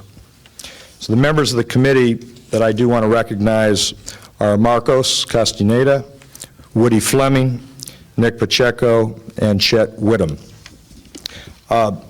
Cindy Misikowski's comments with respect to power really were kind of the other issue that we were all struggling with, because the word power, I think we must have changed our minds on just the use of that word.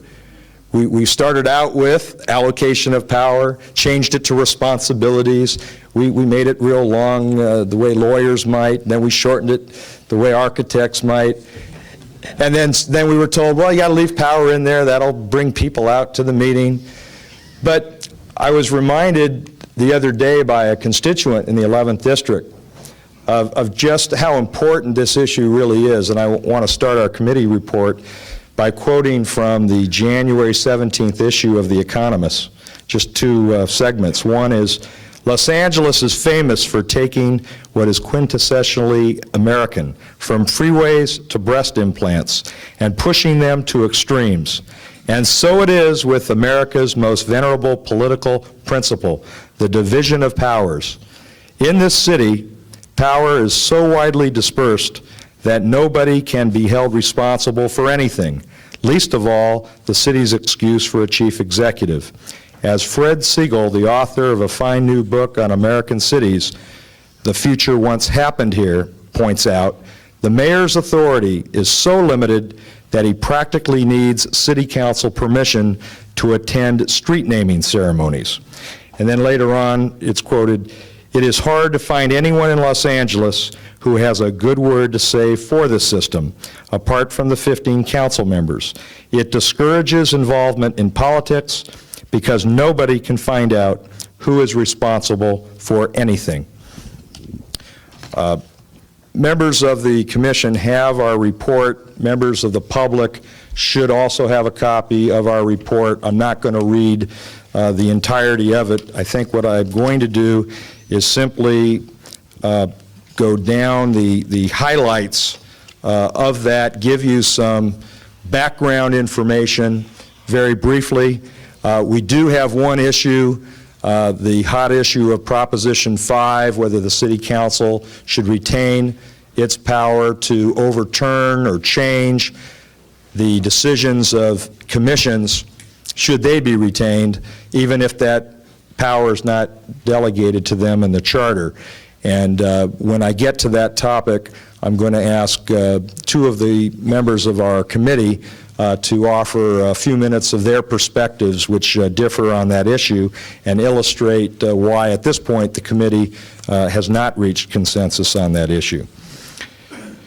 The existing charter causes problems for city officials and the public. The ability of departments to handle routine administrative matters are hindered by requirements for review by various officials, including the City Council itself, which we believe preclude efficiency and accountability. Local residents who seek city services or the resolution of problems in their neighborhoods are frequently faced with the frustration of being passed off by one city official to another and not really knowing who is responsible. Some defenders of the current charter point out that this diffusion of power, even if it results in problems with accountability and efficiency, has been effective in curbing corruption. As we went through prior charter reform studies, one of the things that we noticed was that history has proven otherwise. The most corrupt era in the city's history occurred during the 1930s, when there was then Mayor Frank Shaw, and that has been written about extensively. That occurred under the current charter, the charter that was developed in the 1920s to try and preclude this very kind of corruption from happening in the first place. And the voters responded in that era by throwing Mayor Shaw out of office and elected Judge Fletcher Bowron as the new mayor.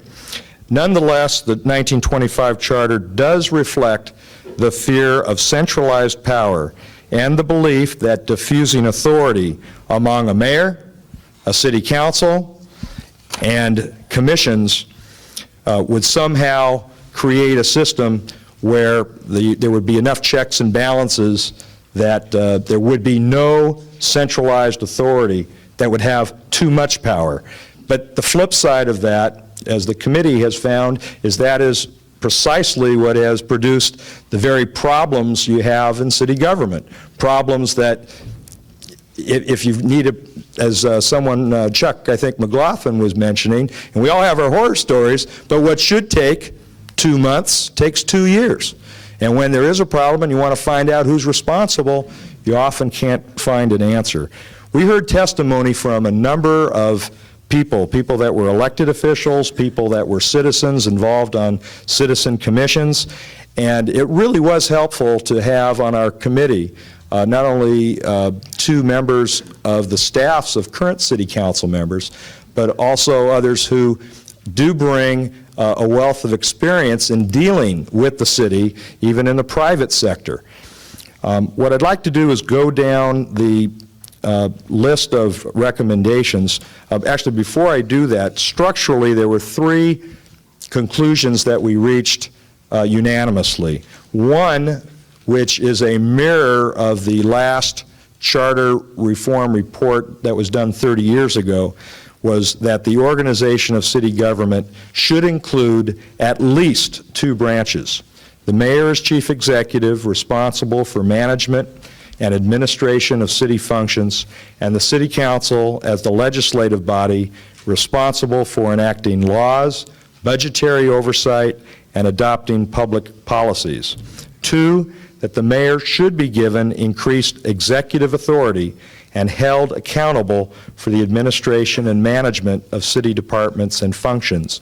And 3, interestingly, city council should have the power to organize and conduct its business without the rigid requirements imposed by the existing charter, but should not be involved in day-to-day administrative matters. Not many people know that council members themselves have complained that the existing charter imposes very rigid requirements as to the number of standing committees, what those committees supervise, and the president of the council has indicated on numerous occasions that in a new charter that the city council should have the same flexibility for the city council to be able to manage its affairs as they have in other cities. Now, as to the specific recommendations, number 1 was asking the question, should department managers be appointed by the mayor with city council confirmation, but removable by the mayor alone? The committee, by a unanimous vote, recommends that the charter continue to provide for council confirmation of appointments of department managers, but that the mayor should have the authority to remove such managers without council approval. It was the belief of the committee members that by having this charter change, which would bring the city of Los Angeles in line not just with cities that perhaps have a reputation that we don't necessarily want to have, and Chicago's been mentioned, but cities such as San Francisco and others, countless others, where the mayor does have that power, that we would have three positive results. The first is greater accountability of department managers who, under the existing charter, really have to answer to 15 council members, including chairpersons of council committees. Two, that it would allow department managers to operate their department's functions more efficiently because of decreased political interference that may be in conflict with the best interests of the city as a whole. And third, provide the voters with a clear understanding as to who is responsible for the management of city departments. And just like the city and other cities have seen throughout not just the nation but the world, if the voters don't like the job that the particular chief executive, whoever he or she may be, is doing, they can vote them out of office. And if we keep the city council in its current form, even if your council member does what you want, you can't vote the other 14 out of office. And if you double the size or increase the size of the city council, it makes that problem even worse from a management point of view. Most prior charter studies have recommended that the mayor be given the authority to remove department managers without city council approval. And that includes a town hall study of 1939, a town hall study of 1963, and the 1969 Charter Commission study. The second issue is whether the department managers should report directly to the mayor or to the city council or to commissions. Again, by a unanimous vote, the committee felt that departments, with some exceptions, should report directly to the mayor. Testimony that we heard and from reading, again, prior charter studies tended to support the need to strengthen these lines of authority between the mayor and departments. The RAND report also noted the importance of coupling the hiring-firing authority mentioned in our last question with requiring departments to report directly to the mayor. It was felt that the ability to reward or sanction departments will assign responsibility and increase accountability. Number three, should the mayor have the flexibility to organize departments and duties to respond to changing needs, priorities, and budget limitations? The current charter provides that the mayor may propose, but the city council must approve by ordinance new departments or any reorganization. Again, the committee felt that if the mayor is to be held accountable for the management of city departments, then there must be the authority to reorganize, consolidate, or create new departments. But the committee also felt, in order to maintain checks and balances, that that authority should be subject to the oversight as to budgetary matters by the city council. We felt that it was in the city's best interest to provide flexibility to unforeseen future needs and changes, especially technological advances and fiscal constraints. Right now, the charter it's been observed almost unanimously that the charter is a restrictive document. It restricts the flexibility to get things done. That's why the charter's been amended so many times. That's why the charter has grown to 700 pages. Number four, if citizen commissions are retained, should commissioners be appointed by the mayor with city council confirmation, but removable by the mayor alone? Because we haven't yet considered the subject of retaining city commissions, we felt that this item should be deferred for further review and discussion, and it was. Number five, should any of the administrative duties of the city council be transferred to the mayor? The concept of this separation of powers between a legislative and executive branch has been supported virtually by everything that we've looked at and everything that we've heard. The Rand report is instructive in this regard as well, noting that although the City Council maintains the central legislative and policy-making role in the city, the fact that the council also has a significant management and oversight role diverts their energies and attention away from policymaking. The result is that the City Council does not spend sufficient time on policy making per se. That having been said, the current charter enumerates all of the administrative duties that the City Council gets involved in. And the committee felt that it needs more time to go through each of those administrative duties, take more testimony from the people that are involved with those functions, and try to determine, for example, on approval of contracts or approval of utility rates, do you want the City Council to have that authority? And if so, that authority should be set forth in the charter. If not, it ought not to be set forth. Number 6, should the City Council have the power to assert jurisdiction over the actions taken by city commissions and boards? Well, on a personal level, I've got to tell you that having a unanimous vote to give the mayor increased authority over the management of the city was somewhat anticlimactic, given the makeup of our committee. It surprised a lot of people.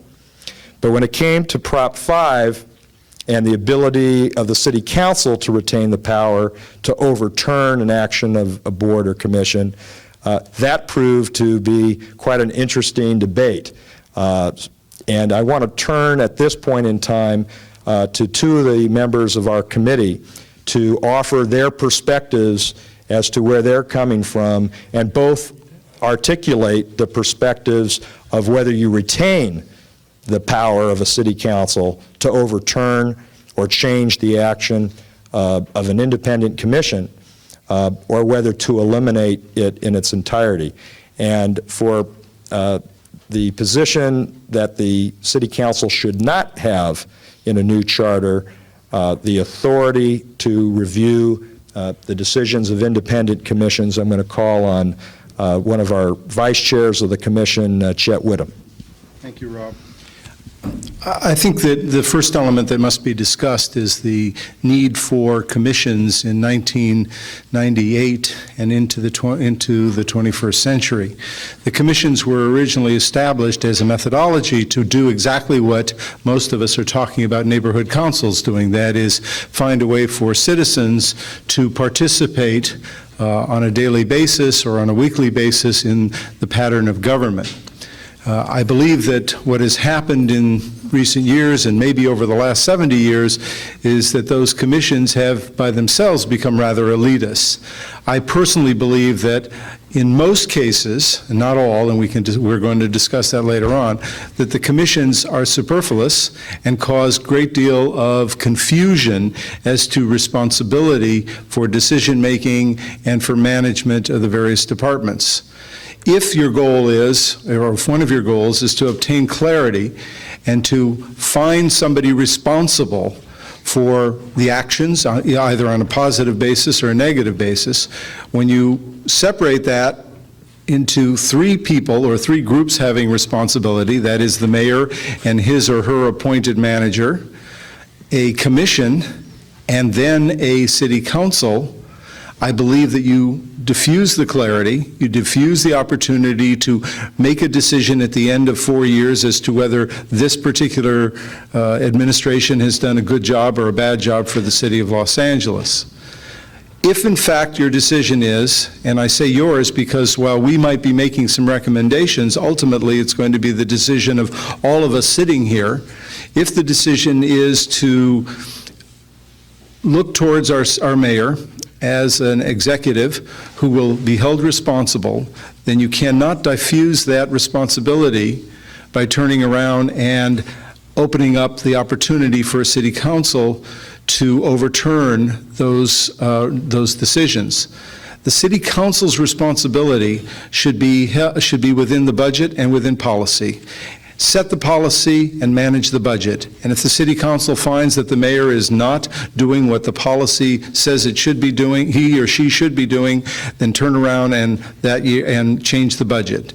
Use the budget oversight process, use the management process of the city council, but do not involve themselves in the administrative process. Right now, one of the major problems that many folks, both within city government and within the private sector, have in terms of dealing with the city of Los Angeles is determining the process by which they would get approvals. And because there is always another agency finally reaching up to the city council itself that can always overturn all of the interim decisions, it's very difficult and sometimes unwise to do business in the city. I, as an architect, have dealt with the city both as a consultant to the city and as a consultant to clients trying to build buildings, do things that are ultimately for the betterment of our city, and not knowing how we can get final approval, or when we will get final approval, or if the expense that we're going to go through will ultimately wind up giving us final approval, makes it difficult. And I've seen many folks turn around and say, I'd rather not deal in the city. I'd rather move my business, my organization, my work to another community. I believe that if we do maintain commissions, they should be advisory.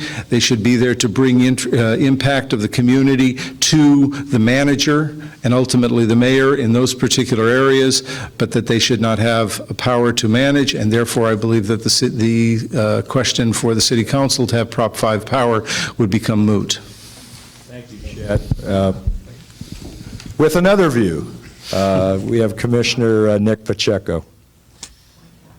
One of the things that I had indicated during our committee meeting was that I also agreed with Chet in the sense that Prop 5 should be eliminated. However, being open-minded about the process, I indicated that if we were to retain Prop 5, I would only do so with some limitations. One of the things that I did not first know about in terms of Prop 5 was that in using the Prop 5 authority given to the council, they can substitute their judgment for the commission's judgment. I wasn't aware of that and was actually rather surprised to hear that. I felt that if the council wanted to be a check on the commission, that Prop 5 authority should be limited only to a sort of veto power. They should basically overturn the commission decision and send it back to the commission.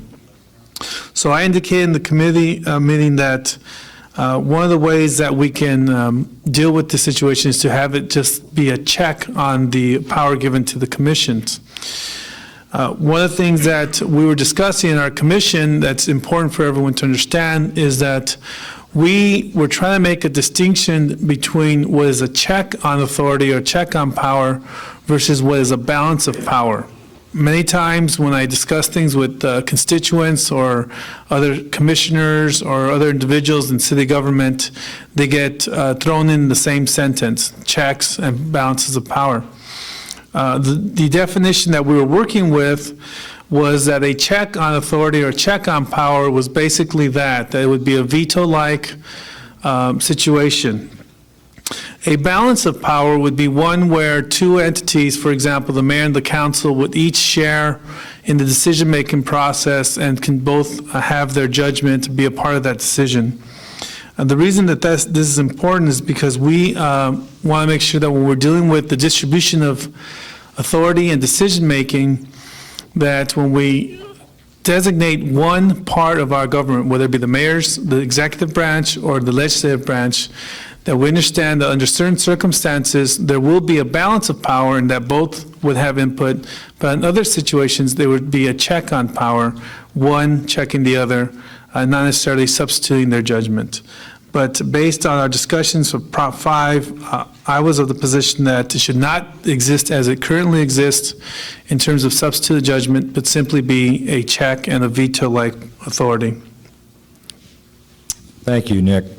Commissioners, Commissioner Castaneda and myself were of the view that perhaps this was an issue that was very worthy of compromise. I think the feeling was that if we're going to give the mayor greater authority over management and department functions, that in order to maintain the checks and balances that we talked about, that city council, the ability of the city council to overturn a decision made by a commission, particularly a commission that is appointed, not accountable to anyone, that if it involves a matter of public policy, the expenditure of millions of dollars of tax funds for approval of contracts, that instead of eliminating Prop 5, it may be better to try to fine-tune Prop 5 and make it difficult for the council to do that, except in matters that did involve significant public policy. But we have deferred that. It's a subject that was controversial before. The history of how it made it on the ballot several years ago is also interesting, but it's something that we are going to have to grapple with, as the appointed commission will too. Number 7, the question was, should the city council's power to approve the city budget be reduced, expanded, or stay the same?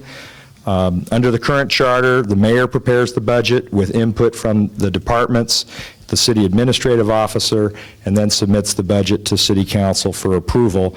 The city council can either approve the mayor's budget or modify it.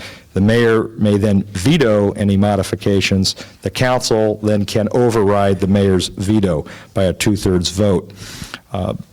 We felt that since the budget is the city's most comprehensive policy document in that it allocates funding for departments and services, that the city council should retain its approval and override powers in the budget process.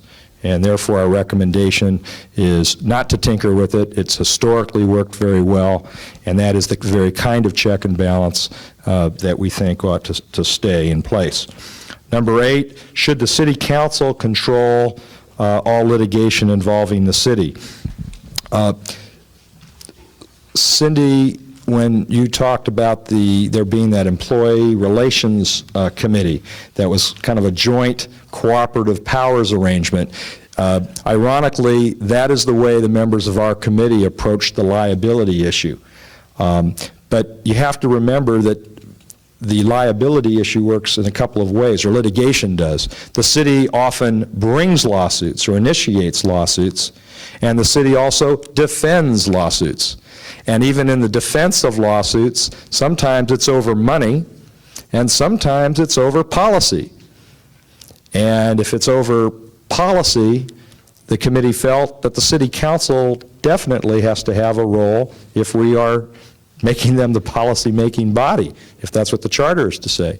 On the other hand, when it comes to the payments that are being made in judgments against the city, in settlements that many of us consider to be outrageous settlements, like monies paid to the families of robbers who go in and terrorize and kill people in our city, but yet when the perpetrators are shot by the police, the city is sued.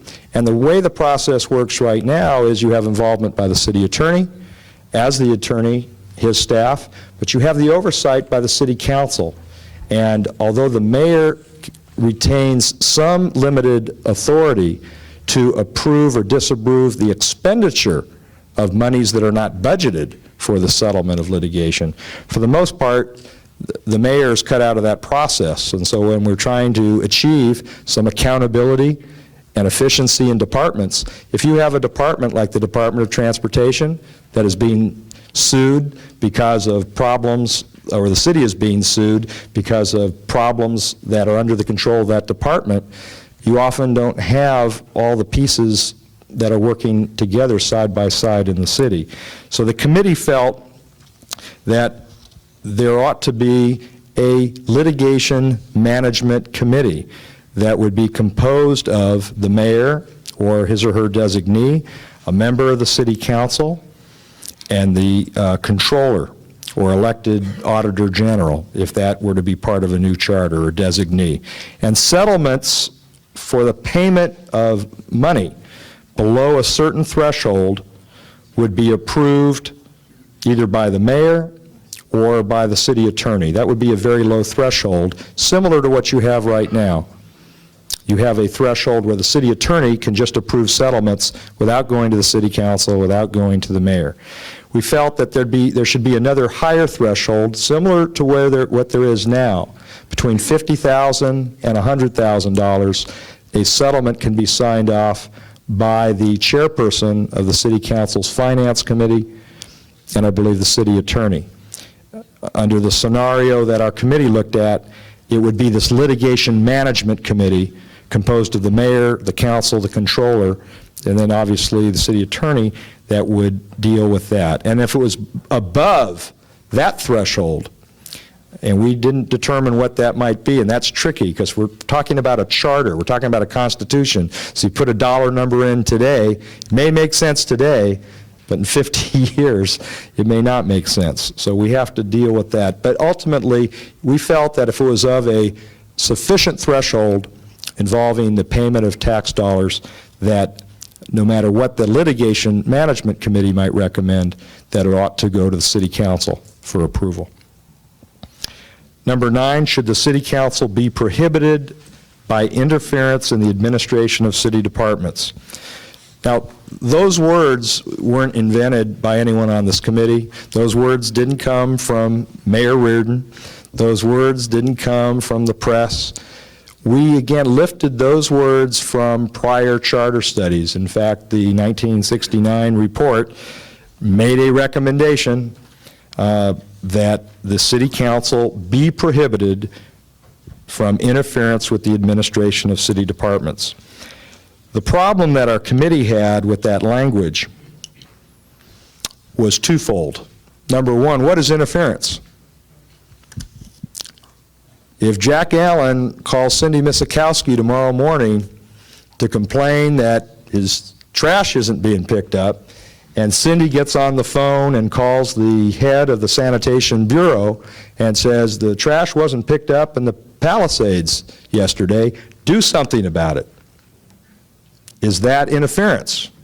Or if the residents in Brentwood want a traffic light at a location because there have been injuries or fatalities, and the department in charge hasn't responded to the satisfaction of the people in the community, if your city council representative goes to bat for you and argues for the placement of a traffic control, is that interference?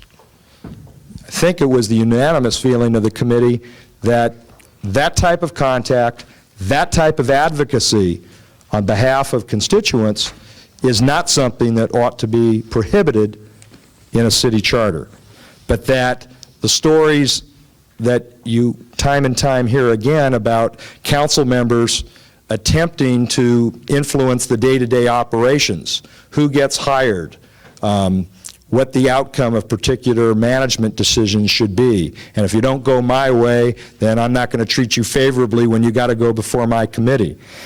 The idea of not having the council members interfere with day-to-day administrative management, I think we all felt was an appropriate goal. How do we reach that goal? Well, the committee felt not by prohibitory language, but by spelling out in the charter very clearly what the city council's responsibilities and powers are. And we felt that by attacking the next question, the last question, that by going through the various administrative duties, that would give us the roadmap for specifying what powers the city council, if any, should have in the charter, and rather than a prohibitory or prohibition against so-called interference. The last question was, other than acting as the legislative branch and adopting ordinances, should the city council have the power over the following other matters? And this wasn't exclusive, but we picked those items that we've been referred to as matters that the city council currently does have power vested in them by the charter that involve routine administrative and management functions. And we broke it down into personnel issues, planning and zoning, traffic and transportation, approval of contracts, approval of utility rates, taxes and financial matters, and referenda, redistricting, and elections. Some of these, clearly the city council, I think, needs to have power.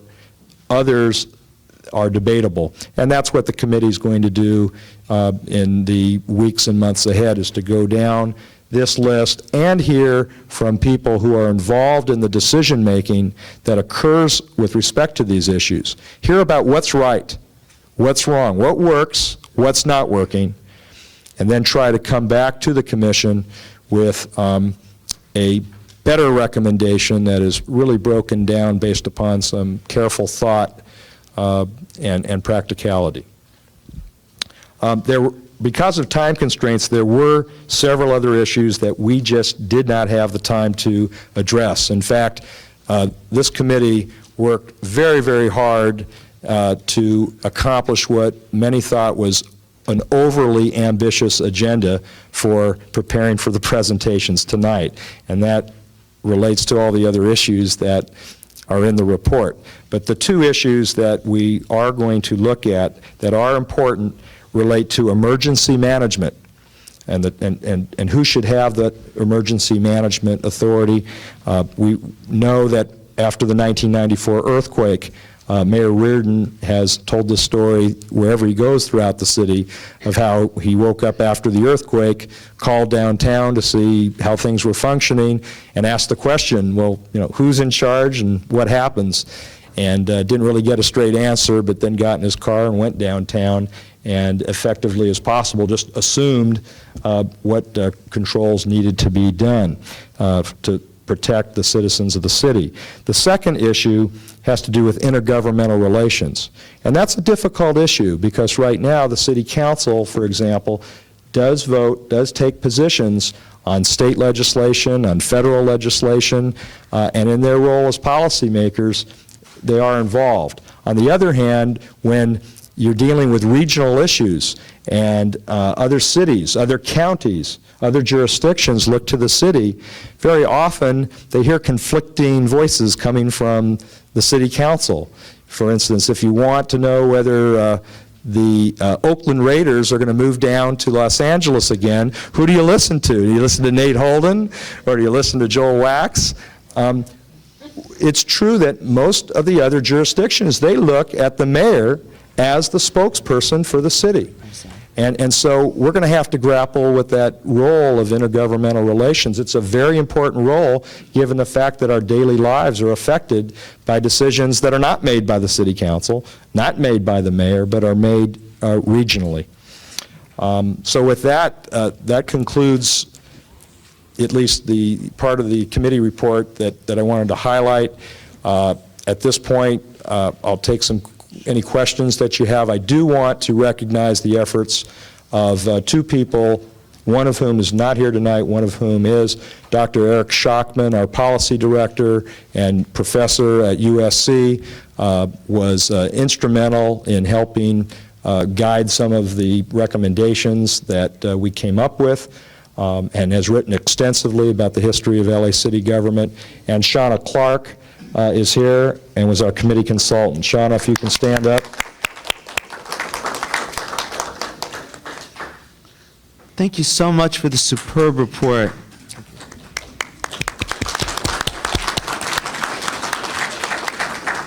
Let me suggest this is a way to proceed. I'll ask if the members of Rob's committee have anything they wish to add, then open it for discussion among the commissioners, then take the public comments. Chet? Yes. Two comments. One in reference to decision number 9. Should the city council be prohibited by interference in the administration of city departments? I was one of those that wanted a much more positive approach in words to that particular relationship. And I was reminded afterwards, and I think we need to remember this constantly, that the definition of the city charter, or part of the definition of a city charter, is a limitation on actions by the city or by its officers. That's one of the first things that we learned in our first meetings. So therefore, there is a potential, and I think we need to look at this, that if we do not, in fact, prohibit, that we can therefore leave it open. So I'm not sure what the wording should be. My position's still the same, and I think it's the same as most of my committee members, and that is we want to see this clear separation, but we want to do it in a way that is productive as opposed to a way that causes problems and antagonism, et cetera. The second comment that I want to make is that all of these decisions were in a sense made in a portion of a vacuum. And I think all of us, and this probably goes for all of the committees, these are tentative recommendations. They're interlocking. If neighborhood councils are put into effect, they certainly will have an impact on the structure. If they're not, they'll have another impact. And all of us need to maintain a sense of flexibility that until all of the pieces come together, we are not really drawing a line in the sand about any of the issues. I don't think I am. I don't think my fellow commissioners on the committee are, and I hope that the rest of the commission doesn't. Thank you. Woody or Marcos, as members of the committee, is there anything you wish to add? What I would suggest, if we want, is should we take a 5-minute stretch break? Just 5 minutes? I hope very much you'll stay, because then we'll come back and have commission discussion and turn it to you for your comments on this. Just 5 minutes.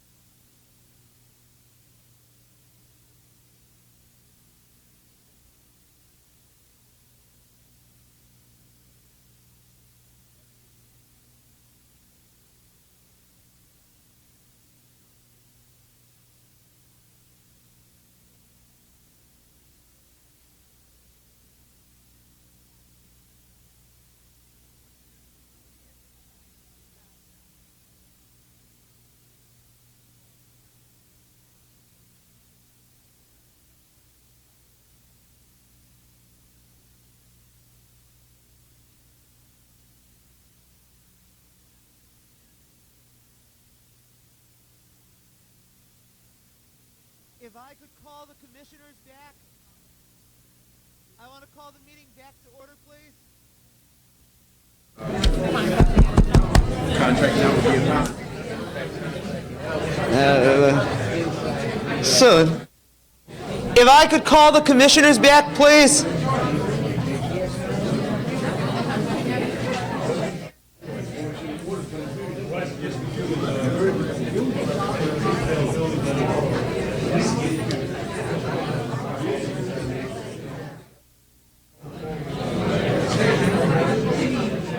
If I could call the commissioners back, please, so we can resume.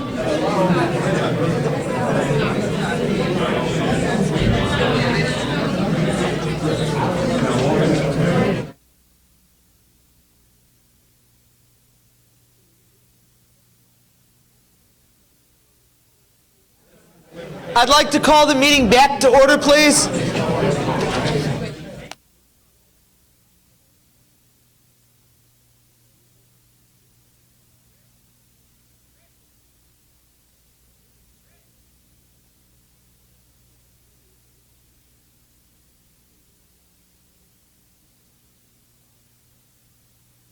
Ask all the commissioners to come back up so we can start.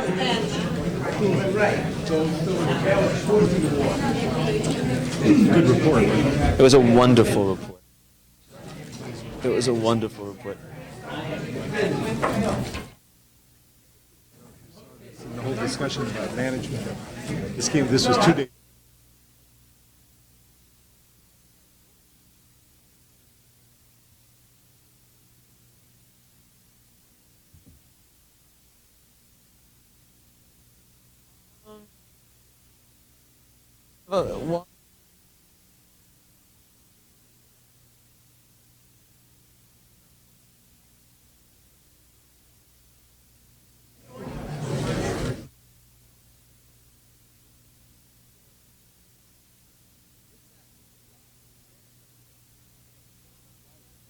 Since we have a quorum present, I'd like to begin. If I could just ask members of the audience to please take your seats.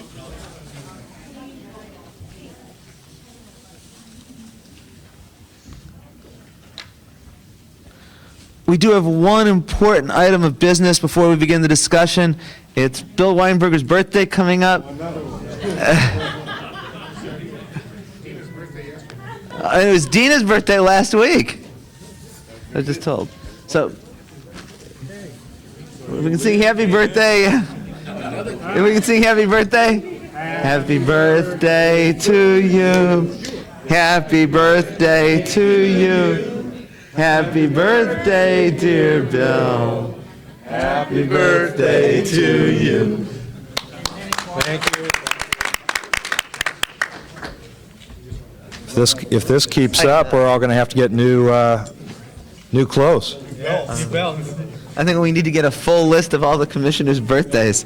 While they're cutting the cake, and please join us in cake. What I want to do now is to open the superb report from Rob's committee for discussion among the commission, with the understanding that we're not going to be making decisions tonight, but that will be deferred till next Monday night when we'll be making tentative decisions about this and other areas, and open this up for comments and questions from members of the commission. Commissioner DuPont Walker. Thank you. Thank you, Mr. Chair. I'd like to commend the committee that was, by its description and our observation, extremely diverse, with the exception of not having any female members. I would like to ask the committee if they would walk me through a scenario which would help me understand how some decisions that are rumored to be on the table now might be made in the plan that you're proposing. For example, if there was a consideration to significantly change the way services are provided by a department, who would be involved in making the decision? How would there be public input in making the decision? And what would the appeal process be for that decision? Commissioner Glishan, and then other members of your committee.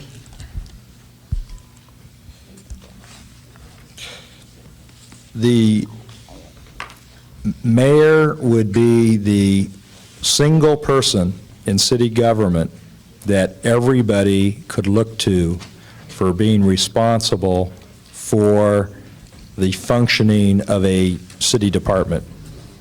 Name it.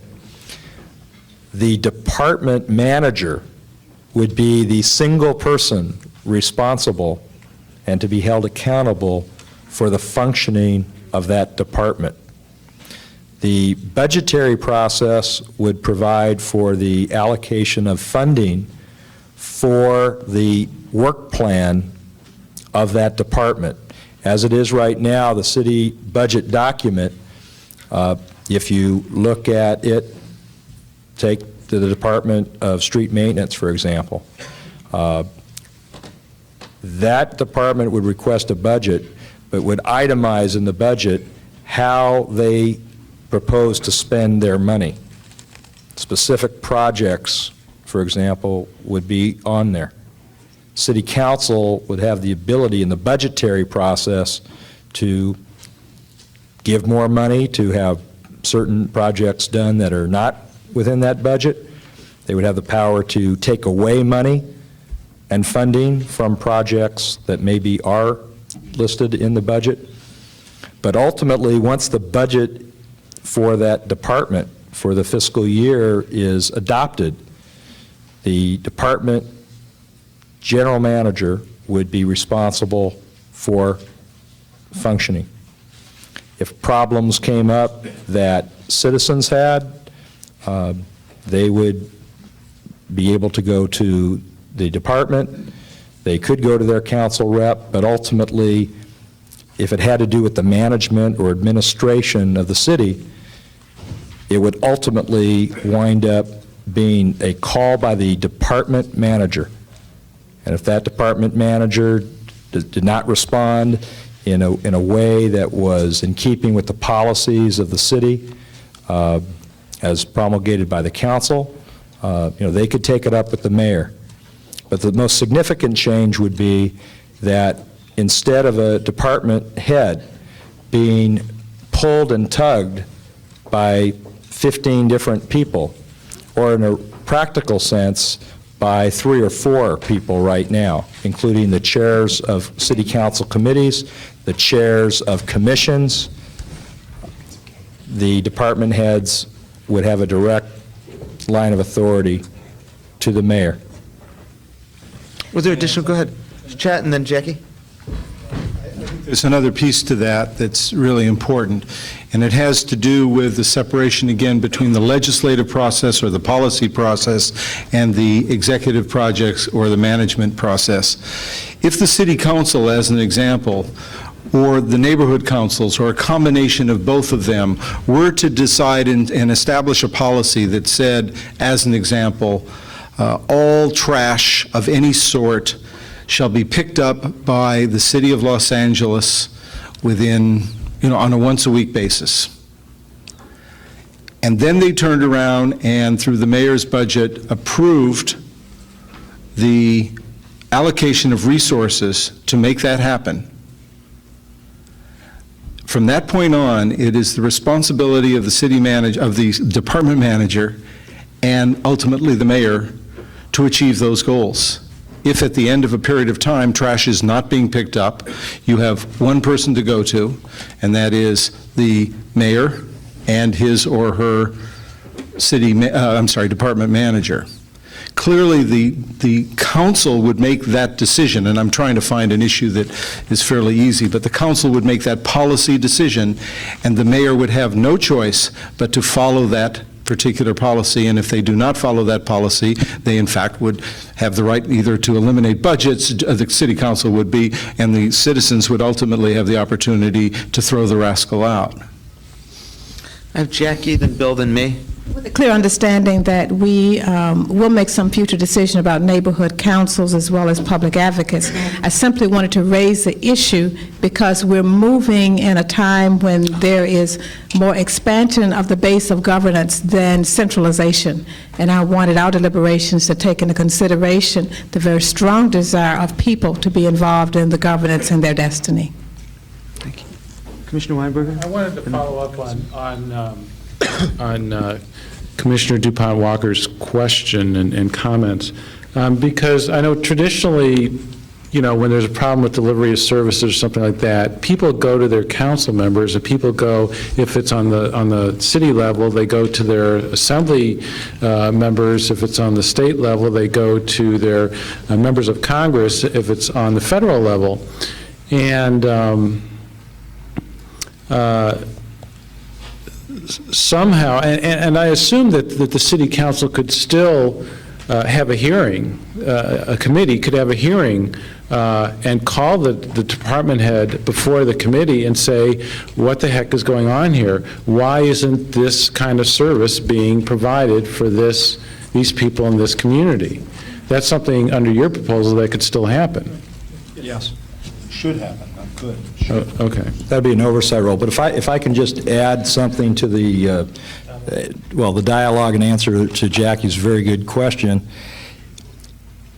In the Tarzana portion of this council district, there was a situation a couple of years ago where I used the traffic control debate, where there were people that wanted to retain a crossing guard at a crosswalk by an elementary school.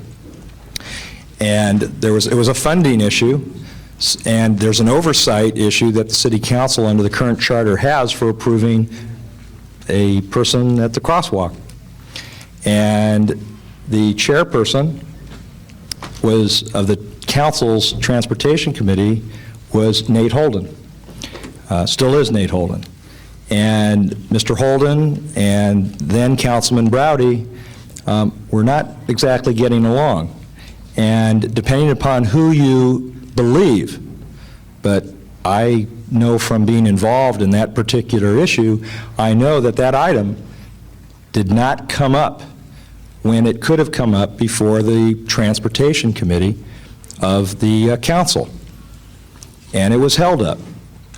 And it's one of many, many stories that people who are involved from the community, people that are involved in local government can tell you about what it takes to get things done at City Hall. Mm-hmm. So in the example that our recommendation of the committee would result in is not having 1 out of 15 council members get involved in that type of a decision. They wouldn't be able to block it. But And if, as a management function, you had to hold someone responsible, again, up the ladder, the mayor is not going to be involved in every one of those decisions. The philosophy was that you let the professional departments do their jobs, and if there's one person that you're going to hold accountable, again, for management functions, in a situation like that, or department functions, that it would be better to hold the mayor involved so you don't have 15 people all tugging at the fabric when it comes to delivery of services, because all the residents of the city want improved delivery of services. Nobody thinks that they're getting their fair share, and everybody rightfully wants their community to get them. I think it's important that we, something's dead on my mic, but we're confusing 3 issues, I believe, and Jackie, you used the word governance, and it reminded me that we have to separate governance from advocacy from management. Governance is making policies, and that clearly has to go, if we decide to go with local neighborhood councils or within the city council, they govern. Advocacy is another issue that city council members or community council members, neighborhood council members should always do, advocating for the positions of their community, et cetera, et cetera. That's very different than the mere management or administration of getting the things done. And that seems to be the problem right now. We're not talking about whether there should be trash pickup or a crossing guard, et cetera. It's who gets it done. The decision has to be made at a governance level, and then somebody needs to manage it separately, and that's the problem we're having. Bill, did you finish your question? Not entirely, but I appreciate this discussion because I I think when you're talking about management, this isn't just a corporation, this is a city, and it involves politics, it involves who elected who elected whom. And if, for example, the mayor's elected and was not supported by a particular part of the city, what's to prevent the mayor from, no matter what policies are in there, putting roadblocks in front of the delivery of certain services? And then how do you remedy that? Now, I don't have an answer to that, and again, this is politics, so we're not going to have an answer to every question. But it's an issue I think we need to consider, and this is not to say that I don't agree with your report, but it's an issue that concerns me. I have on the speakers list Bennett, me, and Nick, and Janice. Bennett? Okay, I thought you were going first. Regarding the, oh, thank you, I had my note too. I'm going to read your note for you. Regarding the item number 3 here, recommendation number 3, about should the mayor have the flexibility to organize the departments and duties. Is this a way that might expedite privatization? Or is this a way that could change the structure of departments to contract services out? Could that be one of the objectives or possibilities with this? That wasn't our. That's not what the decision is contemplating. It's contemplating just change circumstances that require a reallocation of staff and personnel from one area that may be not as critical at the moment versus another area, and restructuring of departments, but it's not in any way to foster the privatization of city services. That's just not. As a follow-up with that, I'm thinking back in one of our previous discussions about the CAO's office and some of its oversight functions, that while they're defined in the charter, that there was no money even put in the budget so that private auditing could be done instead of the CAO. I think the discussion was around how do you move quickly within the city, which I think most people will agree everything goes slowly. And so therefore, if you, as an example, are dealing with traffic issues, that's the DOT, but it's also part of planning, it's also part of street maintenance at a particular time in our life over the next 75 years, a mayor might decide that, I can solve these problems by putting together a new department which brings those 3 areas together. You have new technology that comes in, and we need to change quickly the way we manage conduit throughout the city of Los Angeles. All of those things need to have quick, rapid response, and we don't seem to have any way to do that right now. That's what the discussion was about. It was not a discussion about privatization or non-privatization. Bennett, your comment, in fact, was an excellent transition to the point that I wanted to make. In the attachment to the mayor's letter to us is an excerpt from the New York City Charter and the provision that they have on reorganization of agencies. And I want to highlight one provision there, which is in part an answer to what you raised. In subsection C, it discusses how the city council can disapprove any reorganization by the mayor within a period of 90 days. And I think to give the mayor the authority to reorganize departments has to, in part for the reasons that you alluded to, include the possibility of city council veto. And this really leads to the more general point that I wanted to make. I agree with the committee in its recommendation that we should have a general transfer of executive authority from the city council to the mayor, but I'm concerned unless that's accompanied by checks on the mayor's authority. I understand the mayor's concern with Prop 5 as it operates now, but I would not be comfortable transferring more executive authority to the mayor without some check on the mayor's authority. And it seems to me something like exists in sub C of the New York Charter has to exist more generally in the city charter, something that's often called a legislative veto provision that says that the city council should have the authority to veto any policy decision made by any department within a specified period of time, be it 30, 60, or 90 days. In fact, between 1930 And 1982, over 300 federal laws created legislative veto provisions. The vast majority of states have legislative veto provisions. And I agree with what Nick was saying earlier. I think there's a difference between a legislative veto and Prop 5 as it now operates. A legislative veto would not give the council the ability to change what the mayor's doing. The council could either approve it by doing nothing or veto it, but it would give a check. And as I understand from what the mayor has said in other contexts, he would not be opposed to a legislative veto. His opposition is to something like Prop 5. So I think it's very important as we consider their report that we consider Prop 5 is not something incidental, but really crucial to whether or not we're comfortable transferring executive authority to the mayor. I also now have on the speakers list Nick and Janice.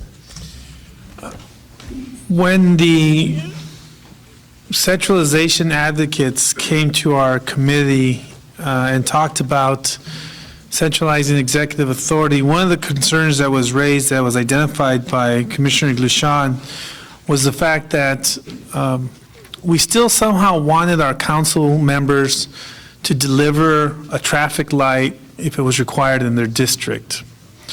So there were still some things that we want our council members to be able to deliver to their constituents. And a lot of them were sort of around safety issues. But one of the things that we did identify is in the day-to-day operation of these departments, that the way that we keep departments in check is through the overall council budget process, the approval of the budget through the council. It's the old cliche of the power of the purse, and that's where we think the council as a body would move the mayor in the proper direction if it sees the mayor's not meeting the needs of other constituents. What that does not answer, and what people are accustomed to, is the little fiefdoms around the city. We don't have an answer, and we don't have a solution where that one council member can get everything they want in city government and override the mayor's direction. I won't speak for the other committee members, did not want to go in that direction. I think that was one of the strongest criticisms we had heard in terms of the citizens of LA, is that there's 15 fiefdoms, and that's something that causes many problems in terms of having a unified vision of the city. So the answer to the check on the mayor and the departments is really the money. And as we all know, departments, individuals, corporations, whoever you want to look at, is motivated by the pocketbook just as much as anyone else. And they will respond if you start eliminating their budget. I don't necessarily agree completely with Commissioner Chemerinsky's viewpoint that every authority, well, I don't want to misstate your viewpoint, but I don't believe that every responsibility given to one part of the government, whether it be the legislative or executive branch, I don't believe that every authority has to have a check. I think there's certain authorities or certain areas that we're going to designate for one part of our government, and they will be held accountable for that, and other parts of our government will have other decision-making authority. The problem I see with the current charter is that every decision had to have 3 checks on it, or counter checks on how things get done, which has caused the problem of diffused power and diffused accountability. So I'm not of the position that that every authority given to either the legislative or executive branch has to have a check. In some of the greater areas, the bigger areas, there will be a balance of power, but that is the way I view our distribution in the structure. And once again, I'll state that from my philosophy, the 2 groups that should have the most authority and decision-making are the council and the mayor, because at the end of the day, those are the groups that the voters are going to hold accountable. Thank you. Janice, and then I see Paula. I'm sorry, Bennett, your point? You want to speak? Okay, Janice, Paul, and then Bennett? I'm anxious to hear more from the public tonight on what they think of some of these proposals, because I still think that's what's important. I mean, we may hear from the experts, and we may hear from the elected officials, and we may hear from people who've been in city government on what they think is the most efficient way to run this government. But I really want to hear from the people, because frankly, my phone rang off the hook after this committee recommendation hit the press. And one of my concerns is that as well, that we make sure we have some way of making sure that when the press reports a committee recommendation, it doesn't appear to be the entire elected charter commission has made this proposal, because I got yelled at in the grocery store and everywhere else for this recommendation that this commission was giving. So we have to figure out a better way to make sure a committee proposal is not confused with a commission recommendation. But what I've heard is certainly does not gel with this recommendation. Nobody that I talked to after this became public agreed that we should give the mayor more power. Most people I talked to felt like the mayor had plenty of power, and what they wanted was more power to the people.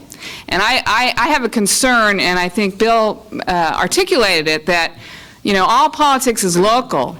And it seems to me in this charter reform process, we're attempting to get more power locally, more power to the people. And it seems this is edging toward getting more power away from the people.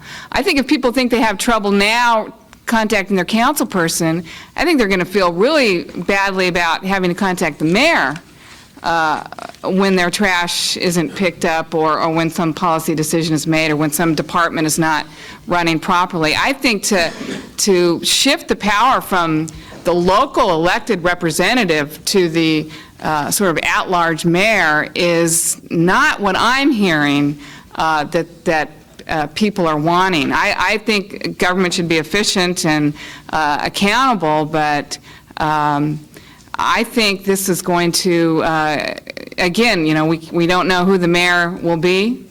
We don't know who she's going to be someday.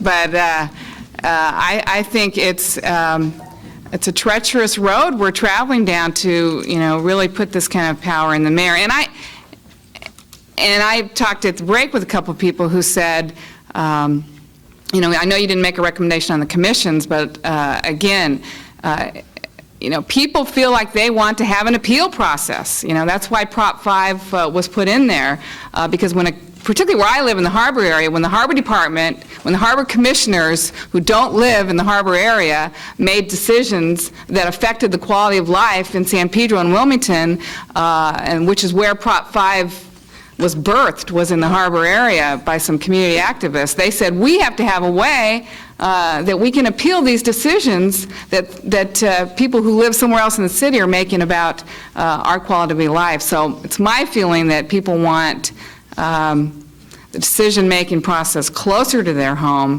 where they have a direct say in how things are affected. I think we do a better job of figuring out how these citizen commissions become citizen commissions again, and we work harder on giving people power in their own neighborhoods.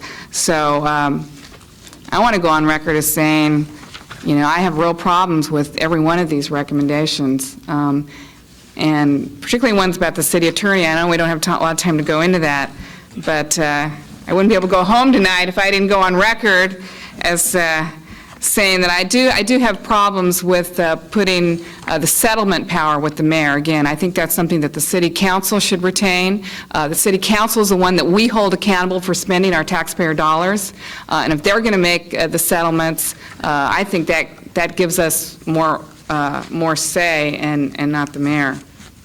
Thank you. That's my 2 Commissioner cents. Boland? Thank you, Mr. Chair, and I'd like to thank the committee and Rob's well-thought-out plan here. Members, I think there's a solution. we've talked before, suggestions, and I don't know whether you discussed it in your committee, but if you get the pie and you move the proprietary dollars and the law enforcement dollars and the public safety dollars and move those away, and you break the rest of the dollars and you split it even, be it 15, 19, 21, however many city council districts, and say, okay, Charlie, Mary, you need streets, you need stop signs, you need lights. You spend those dollars in your district the way you need it. The proprietary items can be handled. We need to get this city looking like a business, and it can be done by moving responsibility. We're going to hear in a moment from advisory committee you've all heard so much about, who have come up with solutions very similar to your committees, Rob, with, I think, some wonderful suggestions that you'll appreciate, and not even all the things they've come up with are in their report. But they're talking about areas where a super committee, so now you're putting the onus on both the mayor and the city council in some areas. If we break away the money, it's even, you spend it in your district the way you need it. Not all districts are the same. No one can hold another city council district hostage because the two members aren't getting along. So the absolute necessity services are delivered fairly. You're absolutely correct, Nick. You follow the dollars, you follow the power. It's the way it is in the state, it's the way it is federal.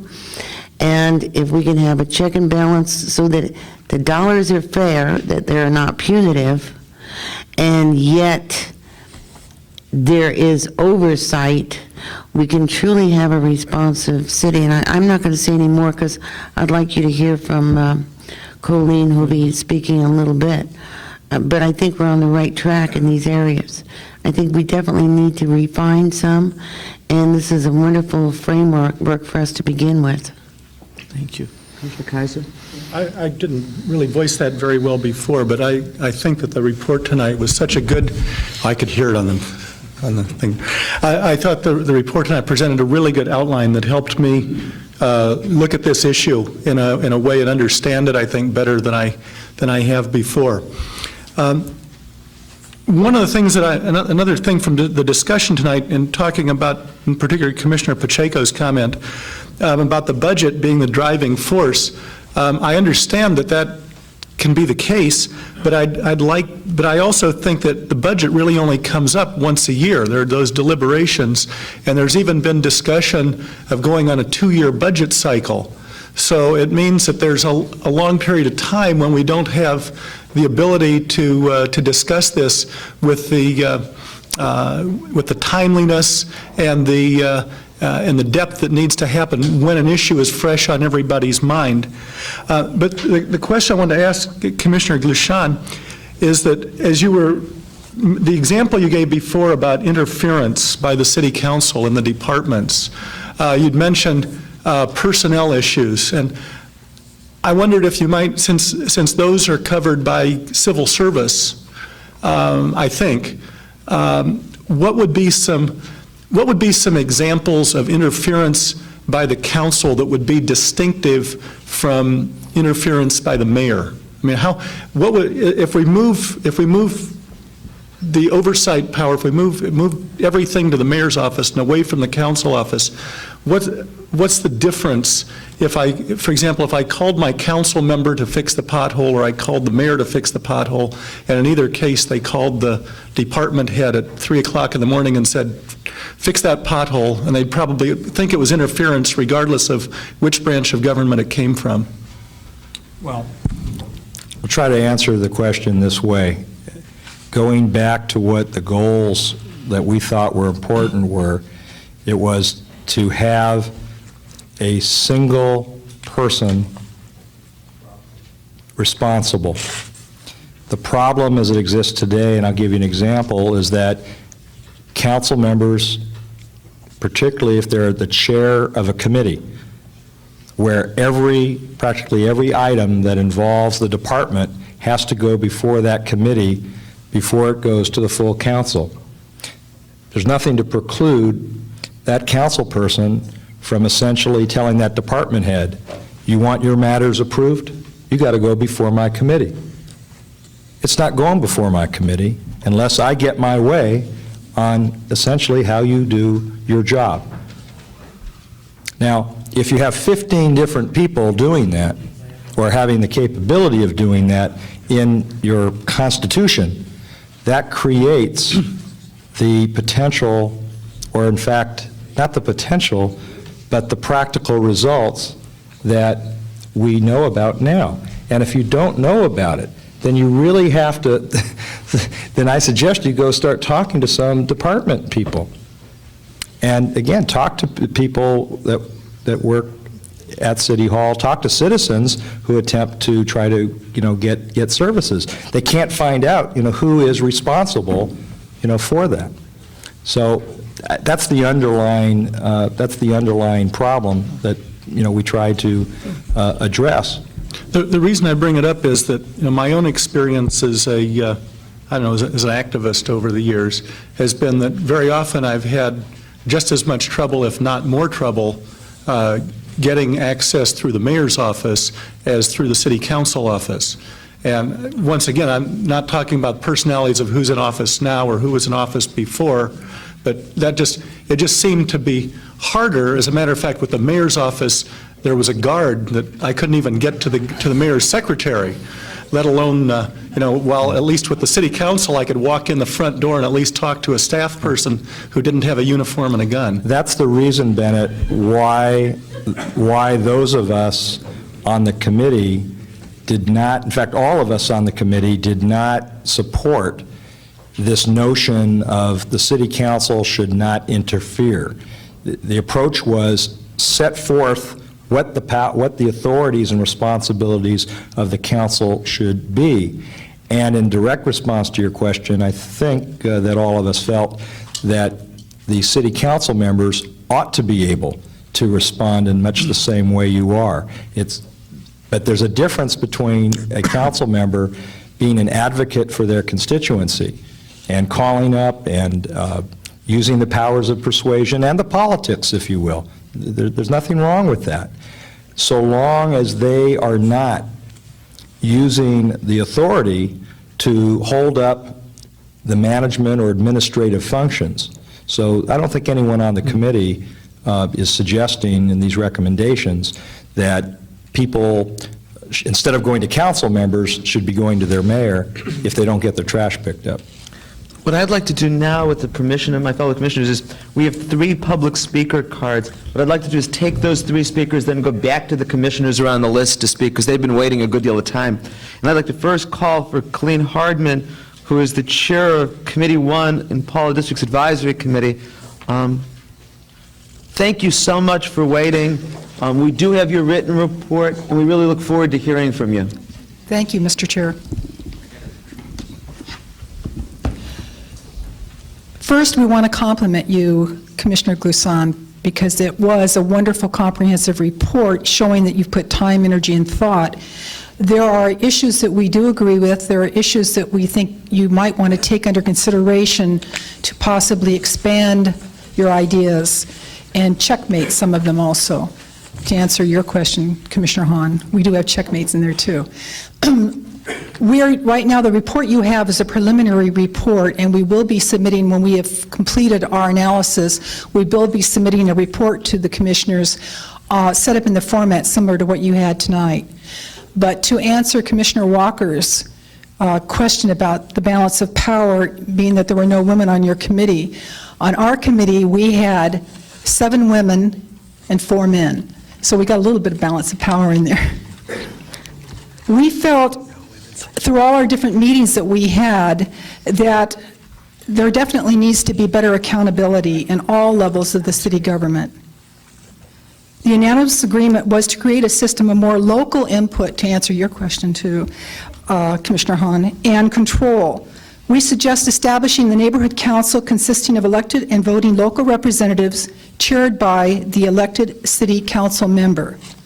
The council and neighborhood councils should be more geographically homogenic, to answer your question, Commissioner Glusan, about the logistics you had in your meetings.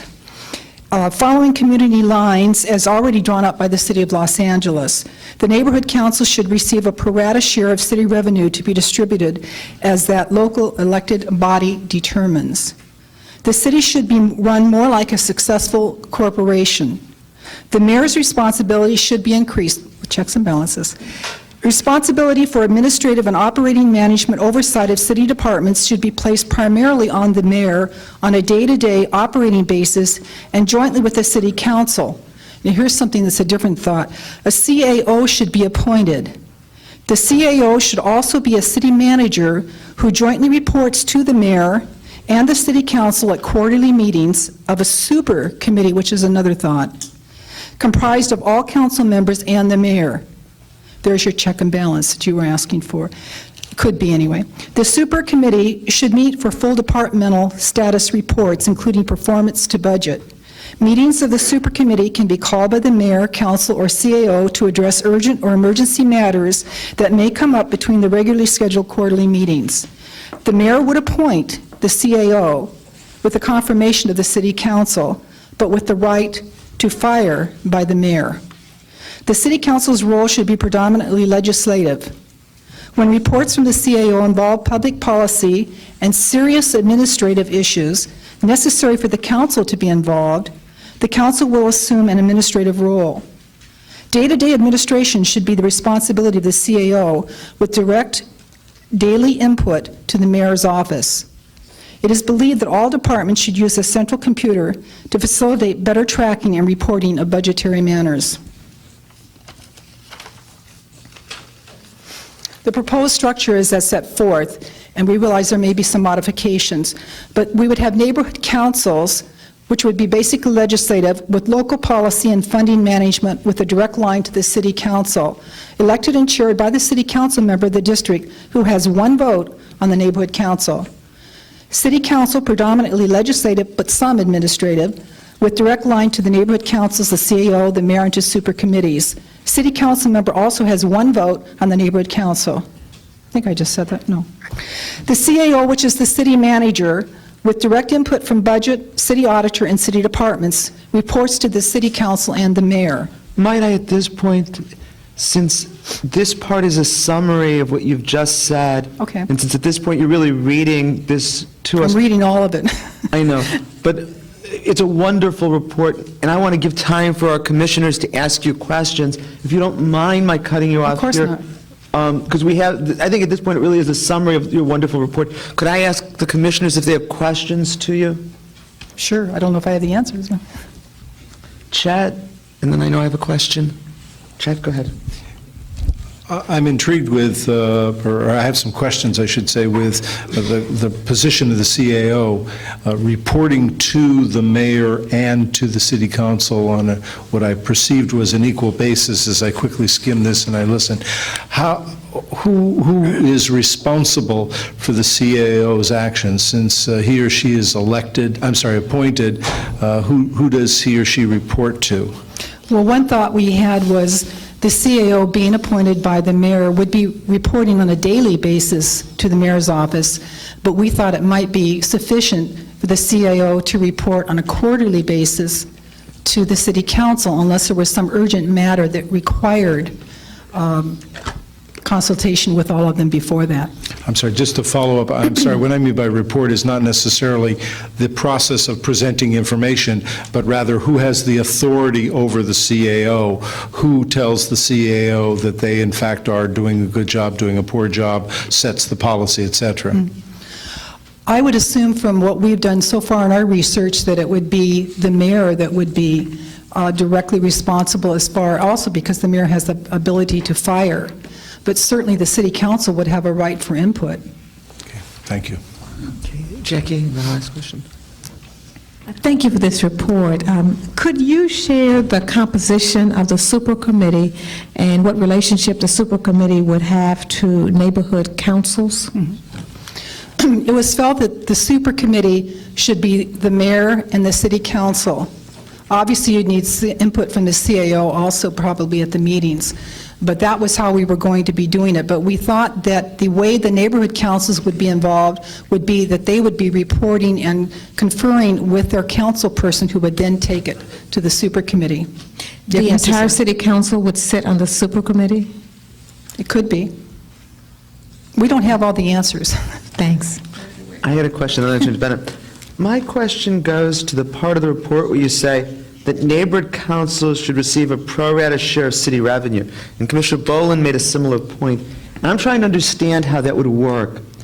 It seems to me that there are some departments that it makes sense to have just one of in the city, not 15 or 21. For example, we wouldn't want to have 15 separate sanitation departments, or 15 different departments to fix roads, or 15 different police departments. For reasons of economy of scale, it makes sense to only have one of those. But if we're financing those centrally, then we're obviously not going to be able to both finance those departments and also divide up city revenue 15 ways.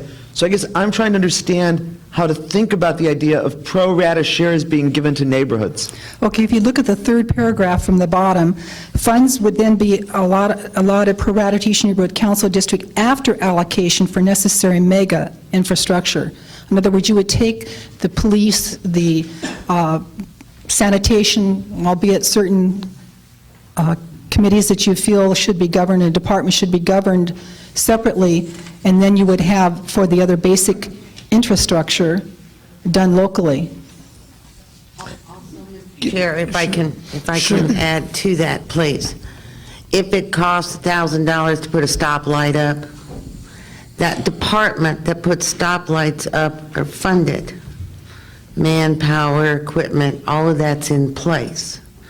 But if it costs to go out for that one and put it up, that's what would come out of your pro rata share. Not to pay for 15 sanitation departments, 15 departments to put up the street lights. Let me describe it different. Voucher. I would be billed because I needed my street white line put down my street, or because not because the city was going through and doing all their streets, but because we have a special street problem here. Street light, stop sign, check to see if we need a new street light, crossing guards. Those things would come out of my budget, and my budget, my district is going to be different than your district. I'm going to need more of one thing, you're going to need more of something else. So it would be paid for from budget. You wouldn't have 15 different departments. You wouldn't have a citydom within a city. And it would be up to the department to decide how much they would charge the neighborhood for the service, or there's got to be a way to know what it costs to go put a street light somewhere, or what it costs to put a stop sign up, or what it cost. And I think that's part of the accountability. We've had departments run amok, not having a clue what their costs are, what they're spending their money on, what they're doing. If business ran their corporations like that, they would have been closed down a long time ago. You can go into any major corporation anywhere in this country, and they'll tell you exactly what their costs are for each and every line item they have on their financial report. And I don't think cities can, because as the bureaucracy grows, the less they care. One follow-up question. They would have to be able to break it down and become accountable in that way. One follow-up question. And if at a given point in time, a given district needed more than its pro rata share, for example, they just needed more streetlights in that particular year, or they had a particular influx of population that needed more of the city services in that time, is there any central pool to take care of them? I mean, what about the community aspect of who we are besides the number of different districts we are? And I don't think the committee has yet and thought it through, and I know I haven't. I imagine that there will be in any given year one city council district that doesn't spend all their money. That John may come and say, hey, and that's true. But right now, we're going through a city that's in debt. And we're going through a city with financial problems. And just because all the money is sitting in one piece of cake doesn't mean they're not doing that work. If they want to go out and fix that light for that council person, they're doing it in debt or not. So is it possible to be able to go ahead and do? I guess that would have to be a vote of the super committee, just like they're doing today. They're voting to go in debt every time they spend money we don't have. So then the super committee would have to say, hey, you know, you're right, you need that in your district, we'll vote and do it. And that's something that needs to be thought through, but My concern is, and the reason I made the 2 points I did, I think that the city bureaucracy would have an incentive to charge the neighborhoods huge amounts of money for services because they have a monopoly in what they're charging for the services. And so I'm worried about whether the neighborhoods will really be getting what they're getting even now. And I worry about that we're not allocating based on need in neighborhoods in this way, and that there's something that's lost if we're just saying we're going to divide up all the money. But it's something to talk about, and those were my questions. I mean, I'll turn it to Bennett and Chet, who had other questions. I was, just as an example. Good thoughts, Mr. Chair. Thank you. Just as an example with that, I know that much of the infrastructure in my own Silver Lake Echo Park community plan area was built in the 20s and before. And in terms of the roads and the sewers and so on, compared to parts of the city that were developed in the late 40s and 50s and 60s, I mean, if you tried to divide the building of roads and that infrastructure by 15, or whatever the number of council districts would be, I think it would be difficult to come up with an equitable number unless there was some sort of a factor of the age of the infrastructure or something like that. But anyway, I think that's something to talk about more. I have an additional question for Ms. Hardman. Well, thank you for being so patient there. In terms of your model with the CAO or city manager, many of the cities around Los Angeles and indeed around the country have a model like Pasadena or Santa Monica, where instead of having an elected mayor, the mayor comes as a member of the city council, and then they just have the CAO or the city manager manage the departments on behalf of that.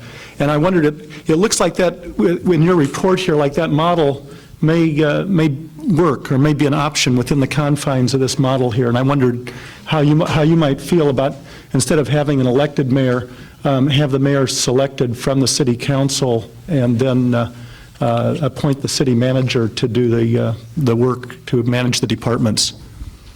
I think the job of mayor of Los Angeles is big enough that we need to have an elected representative.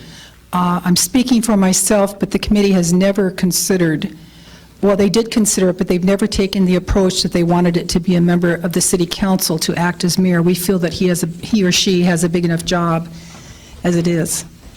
Did that answer your question? Okay. Lastly, I don't know if you're going to ask me another question, but I want to thank everyone.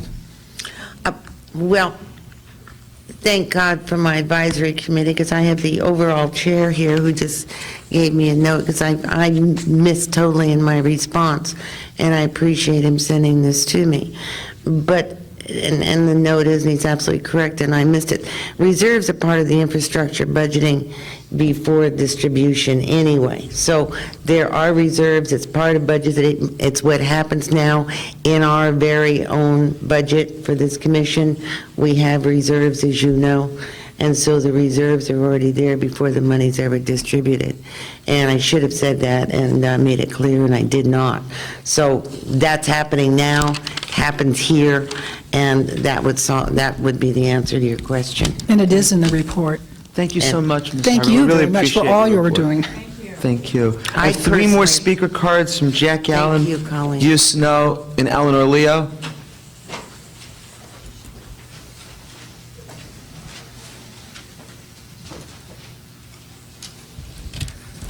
Thank you, and this time I'm appearing as president of the Palisades Preservation Association. I can't discuss everything that you raised tonight. It could take me 30 minutes. But in the few minutes that I have, I want to approach it from a different concept that I think might be better than the one that's proposed. And let me tell you where I come from. I've been a student and a participant in local government for 40 years. 30 years I've been a community activist in Los Angeles. 30 years I've been professional in municipal government and law, and 19 years I had hands-on experience as a city attorney in two small cities, Torrance and Beverly Hills. So I bring that vision. I prefer to see this not discussed so much as in a power break between the mayor and the council, because what we're looking at really is accountability, and where do we want to put the accountability? And it's an administration and management function. Now let's look at the office of the mayor. What are the qualifications for the office of the mayor? There are none. You don't have to be an administrator. You don't have to have any training in management. I mean, we had a janitor elected to the city council. You could have a janitor elected to the mayor's job. Not have any experience or knowledge of management. And you talk about accountability to the voters. In Los Angeles, it's so big, the only way you get an incumbent out of office is if they're engaged in hanky-panky, or if they die, or they're just a bad politician, not because they're bad managers. So I come from a different concept, because in the cities I've worked with, and I have seen the city manager government work so effectively, because these are professionals, people trained, who've got graduate degrees in the art of managing cities. And that's where I think we should look at. Let's put a professional in charge of the management. And that is important because when we look at it from the management standpoint, get a professional in there, make him accountable to the legislative body, make him accountable to the city, give him the response, or her, as was happening in the county of Los Angeles, the power to manage the departments, to hire and fire department heads and sub-managers. You put the power there. And I have to tell you, if you're going to go to local community councils, you're going to need something like that in order to effectively provide the type of managerial services each local council is going to need. Now, I could answer a lot of questions, so if there are any questions. Rob? I've got a lot of questions too, Jack, and I'm going to give you more than a half hour of time over a cup of coffee. But right now, I want to ask you a question that the committee did look at. In fact, I think initially looked at a city manager model form of government, found that it does work well in small cities, did not see it work effectively in cities as large as Los Angeles. But the concern that the committee had was that if we take your example of where you get the most professional city manager that you could find in the world, what would you do in two situations that could be very foreseeable? One is citizens like yourself right now are frustrated when you go down to City Hall and you have a professional in charge of a particular department or his subordinate basically tell you what is best for the Pacific Palisades. That's their job in terms of functions is to do that. It may be the traffic engineer that says, in my judgment, you don't need a traffic signal. But we've had 6 people killed. Doesn't meet the criteria of the National Institute of Traffic Studies. That's what I used to read when I worked for Marvin. Didn't meet the national criteria. And here's probably the best and brightest person in the city of traffic. But yet he wasn't being responsive to the community. So A, how would you deal with a department head who gives you that type of non-responsive, non-accountable response? And B, how do you prevent the situation that exists today, where any department head, you need 8 votes to save your job. So if you please, 8 votes on the city council, and you don't do a good job, you do a horrible job, but you got 8 people on the council that you cater to. your job is protected. Just steer the course. Have the boat steer the course. Let's not rock the boat. Serve my time. I get my pension. How do you prevent a city manager who's accountable to that legislative body from essentially doing just that and not getting the job done because he's got 8 votes? Well, let me address your first issue, which is the largeness of the city. San Diego has a city manager. But it isn't that. When you build something, when you want an experimental project, for instance, you build a model, and you see how the model works, and then you project it onto the big picture, and you make it full scale. We've never done that. Everybody's afraid to do that, and I think we ought to try it. But to get to your point, how do we do it? Well, in a small city, that doesn't have that problem where you have 3, you have to satisfy 3. It works very well.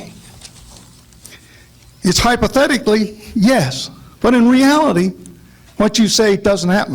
The second thing is, in my concept that I propose of local community councils, there will be a sub-city manager in each of those local councils. Now, he may serve 2 or 3 local councils, and he'll be responsible to those local councils, and that council will have its representative on the city council. And so, they're not, in small cities, they overcome these problems. Believe me, if you want a traffic signal, and the city engineer, the traffic engineer says no, by gosh, the city council that local council will say yes. And that's what I'm talking about. We have the money down there. Well, I mean, I know this. I'm the traffic and safety chairman in my community council. And believe me, we get no help, like you say, from the city traffic engineer. They ignore us. They put stoplight signs where they want to. They don't care about warrants. They put them where they want. They don't put them where we need them, but they put them where we don't need them. They don't put the traffic signals where we need them. So, but I wouldn't have that problem if I had as a local council. That would happen. I'm just telling you that's what's happened in reality. I don't want to monopolize it, but you're telling me the local council then would have control over the professional city manager? They wouldn't have absolute control, but the city manager is going to have to listen to them, and if he doesn't do, or she doesn't do the job, the local council member will take it to the full council, and they will put the word out to the city manager, your local council person isn't responding. Thank you so much. Thank you. I next have Mr. Snow.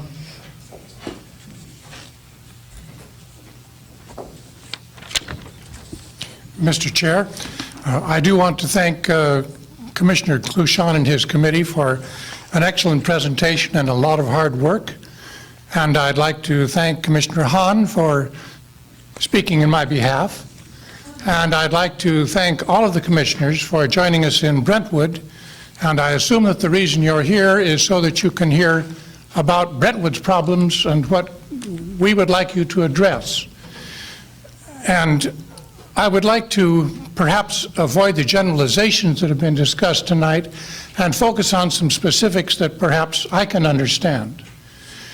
And I'd like to focus on planning as a specific example of what you're going to do with responsibility and accountability. And I believe I heard Rob said that the decisions really haven't been made and you have no recommendations yet on planning. And yet here in Brentwood, I submit that more than 75% of our problems are planning. And until you address planning, you have not addressed our problems. And I heard your discussion, theoretically, between legislative functions and administrative functions. I've had a bit of experience in planning, and it defies me to decide which it is, because they're so commingled. There are legislative functions in passing zoning laws, there are administrative functions in granting variances, and they're all mixed up together in the planning department. But our problem is responsibility and accountability. And I believe that was the focus of the committee. I believe that's the focus of your commission. And let us discuss that in relation to planning. We have planning problems here in Brentwood. We can communicate these to our council person. We've been extremely fortunate in having two outstanding council persons who have been responsive to our community. You have considered community councils. Cindy Misikowski is establishing a community council here now for Brentwood. What's the function of that council? To make recommendations on planning, to react to changing situations, to plan ahead, and to make the community and the features and functions, commercial and all the features, stakeholders, Cindy calls them, to bring all the stakeholders together in the planning function. Where should the responsibility be for planning, and where will it be responsive? We can reach our council person. We can't reach a mayor. With 4 million votes, there is no responsiveness to Brentwood whatever. Outside of Brentwood, they don't know what our planning problems are. They can't respond to them, and they don't react to them. They don't care about them. The only person that cares is our council person. Now, there have been some disparaging remarks about fiefdoms, and certainly the fiefdom can be misused and overexpanded. But if you focus on the planning issue, isn't that precisely what we need? Don't we need a council person who has the ability to control zoning within that community, who is responsible for the zoning in that community, and who can be removed if they aren't doing the planning that we need and that we want? We cannot get that responsiveness in any other way that I know of. Believe me, I'm not here to offer solutions. I've heard many solutions suggested, and you're the experts. But we know the problems. And we've been hearing all of these potential solutions, and I haven't heard any yet that addresses how we get effective planning, control, responsibility, and accountability for our needs here in Brentwood. Rather than centralization, why don't you consider decentralization? Why don't you have some situation in which the local council person has control of local planning? Otherwise, let's disband our community councils. Why are we wasting our time? No one's going to listen to us. Are you saying that I have spoken beyond my time? Yes, thank you. Thank you. Chet and Nick had comments. Excuse me, can I just... We have some questions for you. Chet, Nick, Rob. Really more of a comment so that you'll understand. The planning process, or the development of a planning process that's appropriate for the city of Los Angeles, is just beginning within the commission. And I tried to address it earlier. We are actually going to start the deliberations in approximately 2 weeks on the very issues that you're talking about. So I would urge you to join us, and if you can, leave us a card or your name, and we'll make sure that you go on the mailing list so that you'll know exactly when those meetings occur. Will you do that, Rob? Yes. Thank you. Okay, our approach is to have committee meetings come back, similar to what we've done here, to the whole commission with an approach towards planning that hopefully will address many of the issues that you're talking about. And I think that the entire commission is well aware of these issues, but there are so many issues that are occurring at one time, you have to take the first one first and move on to the next one. And that's what we will be doing in about 2 to 3 weeks within our committee. Then I'm glad I had a chance to address it while it's still an open issue. It is totally open. Nick?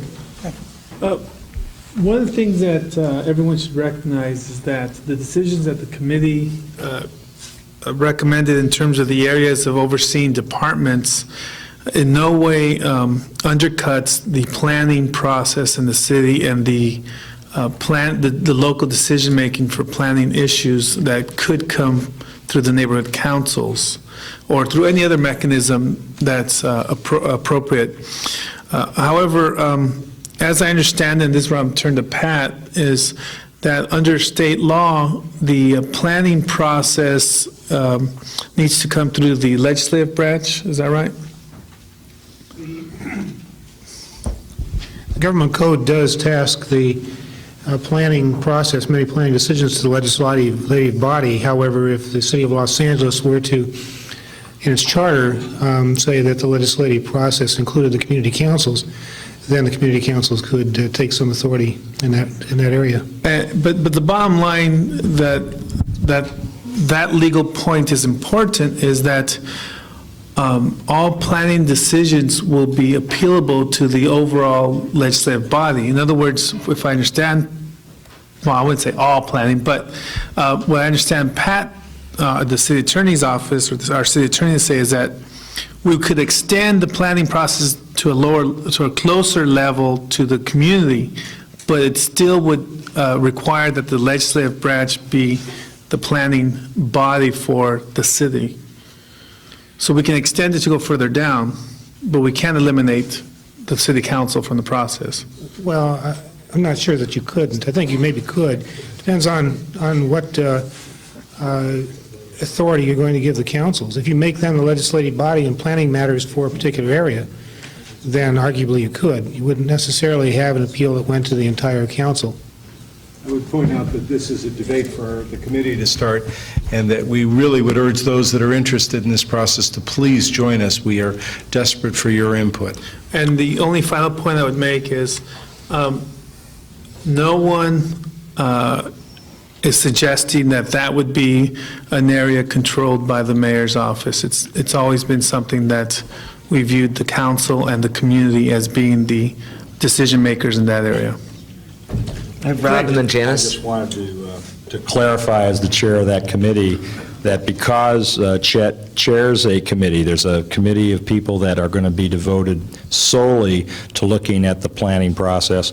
It was not an issue that was on our hit list. And as someone who has spent 20 years of my life on community planning and zoning issues, and as a homeowner president, I could not agree with you more, and I don't know that there's any sentiment on this commission. I certainly haven't heard any, even from some of the staunchest allies of the mayor, nor have I seen it in any of the recommendations that we've received from Mayor Reardon that would alter the structure of government as between the council and mayor when it comes to planning and zoning. And thanks for your comments. We need to keep those in mind. Janice? I just wanted to add my appreciation as well for you, for all of you coming out tonight and expressing your feeling. I just wanted to add my views that I feel as strongly as you do about planning in the communities, because as you said, if we don't get local control of planning, then I don't know what we're talking about, because I think that's everybody's frustration is, how can we move from here to the next century and have neighborhoods be able to decide what the future of their own community is going to look like. And if we don't put that power back to the people, then I think this whole charter reform is going to go down in flames. Thank you very much. I have one more speaker card. Eleanor Leo. Thank you very much. I'm speaking as an individual, but with the experience of having represented the Los Angeles Unified School District for the limit of 3 years on the Federal Anti-Poverty Agency, the Greater Los Angeles Community Action Agency. At that time, both the city and the county were allocating money in addition to the approximately $34 million annually that the federal government provided. But what I saw with the city and the county funds was a division of the money of either entity by 15 or by 5, regardless of need. And I want to urge you to understand, and I'm sure that you do, that equality is not necessarily equity. Rob, was there? Two things. One, I omitted thanks to one person who was at every one of our committee meetings and not only answered a lot of the technical questions, but provided very valuable insight. And I would like to recognize him for his help and his fingerprints on our many of our recommendations. Pat Nave, of the City Attorney's Office. Thank you, Pat. And secondly, I wanted to follow up on the comment that was made just now by Eleanor. This city, despite whatever secession fever we're experiencing in the Valley, the West Side, the Westchester, the Harbor area. I have yet to go to any part of this city, nor when I served on the Board of Zoning Appeals and heard from people in every part of the city. I've never heard anyone say they're getting their fair share. And I think that Eleanor's comments, we ought to, not that we'll all agree with them, but I think we've got to keep that in mind. The city of Los Angeles is a family. It's a family of, at least right now, we want to talk about 15 council districts. You know, if you had 15 children, you don't necessarily take the revenue that you get and say, okay, we're going to split the revenue 15 different ways. Sounds fair, but the reality is that if one of those children has developmental disabilities or needs special education, or if another one has serious medical problems, you may wind up having to spend more money on those children.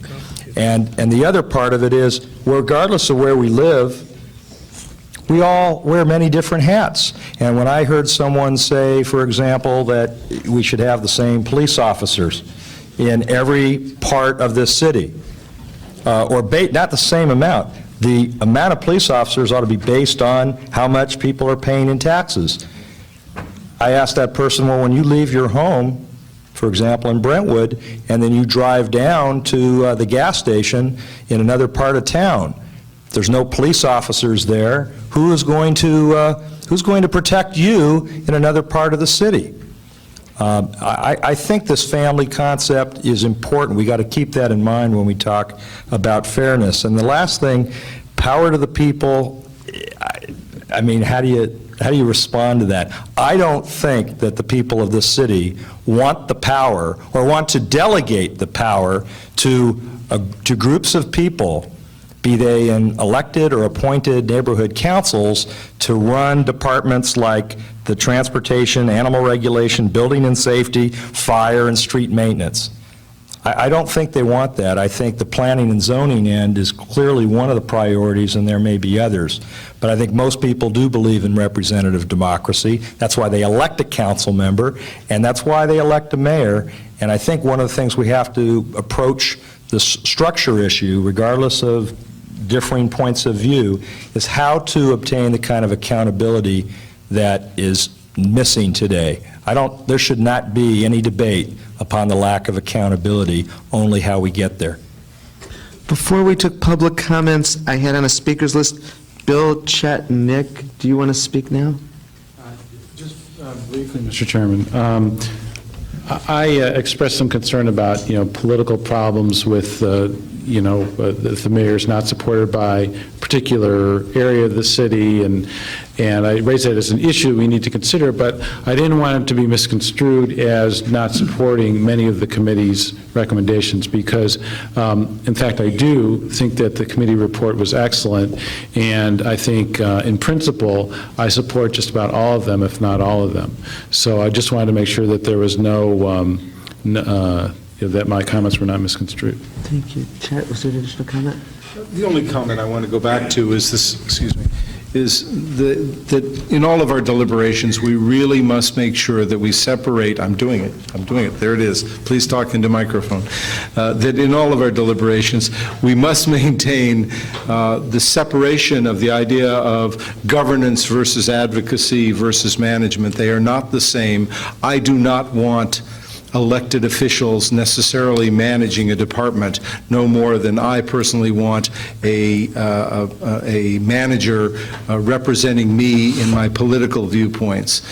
And I certainly want somebody that's there to advocate for me regardless of whether they have the power of legislation and or executive power. So there's a number of different issues here. I don't think that we should always go back to the idea of democracy, because you don't necessarily need democracy in order to get your streets clean. You need democracy to make sure that the streets are clean in every single district and that every citizen gets their rights fulfilled and their obligations fulfilled. Thank you. Nick, was there a comment? Rob also identified this, and the one thing I want to make clear is that when we talk about more power to the people, and we talk about reallocating authority and power or decision-making in the city, a shift between the council or a shift from the commissions to the mayor under certain, for certain decisions does not equate to the decrease in power to the people. There are certain things that we've already identified tonight that will definitely be increased, as far, if I got the sentiment right from the commissioners, especially in the planning area, where the community will have more influence on in the process. Also, in terms of the appeal process, which Commissioner DuPont Walker raised, I would like some more information on that for further discussions, because I don't have a pragmatic image of what we're talking about, because when you said appeal process, I thought, do you mean the police department, or do you mean the harbor department? Do you mean recreation and parks, or do you mean them all? So we'll have to have more discussions on that in terms of this. And the other point about the proprietary departments, there is some discussions, or at least I'm advocating for at least the harbor and the airport, that maybe there be a limitation or a restriction or a criteria that the board of directors / commissioners may be required to live within a certain radius of the harbor department and a certain radius of the airport department, complemented with other members from the council and other things. So there are answers to this in terms of those specific concerns. I have two other speakers on the list, Jackie and Bennett. Jackie? I just want to say that I certainly have appreciated the dialogue tonight. It certainly has brought to the forefront some issues that I think we have all talked about privately, and it's important for us as we come out of our districts to a general discussion to really highlight not only the intentionality of the recommendations we make, but the unintended consequences of some of them. And I simply want to raise for us, again, and for the public, the fact that we keep in the forefront the unintended consequences of our decisions. For me, the issue is not mayor versus city council, but the inclusiveness of all those who need to be involved in administrative decisions, governance decisions, and indeed advocacy.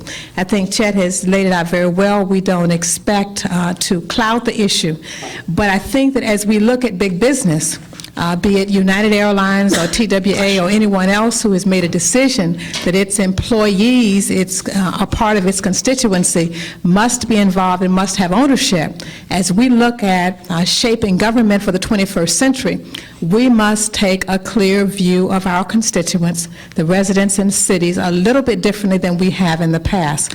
And I think that's a challenge for me and a challenge for all of us. So I appreciate the report and the work, and it's sometimes difficult. It's certainly easy to try to make decisions as a CEO and say the buck stops with me.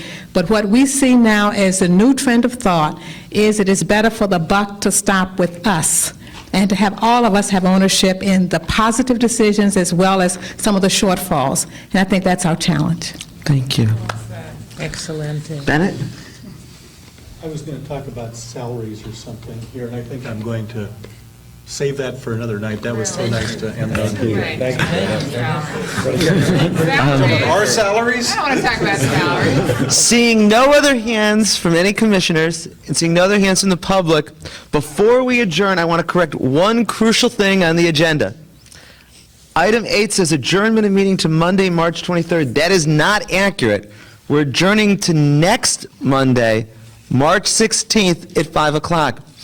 If I could ask each commissioner to bring with you next week the reports of the 3 committees, the report from the Committee on Managerial and Financial Organization, which deals with budget and finance, the report from the Committee on More Responsive Government that deals with the size of the City Council and districting, and the report from tonight, so we don't have to have the staff reprint all 3 reports for every commissioner again.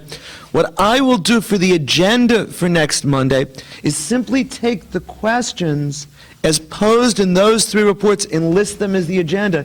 And my feeling is we will work our way through them in making our tentative decisions. Nick? If I can indulge the committee at this, the commission at this time, I have an announcement.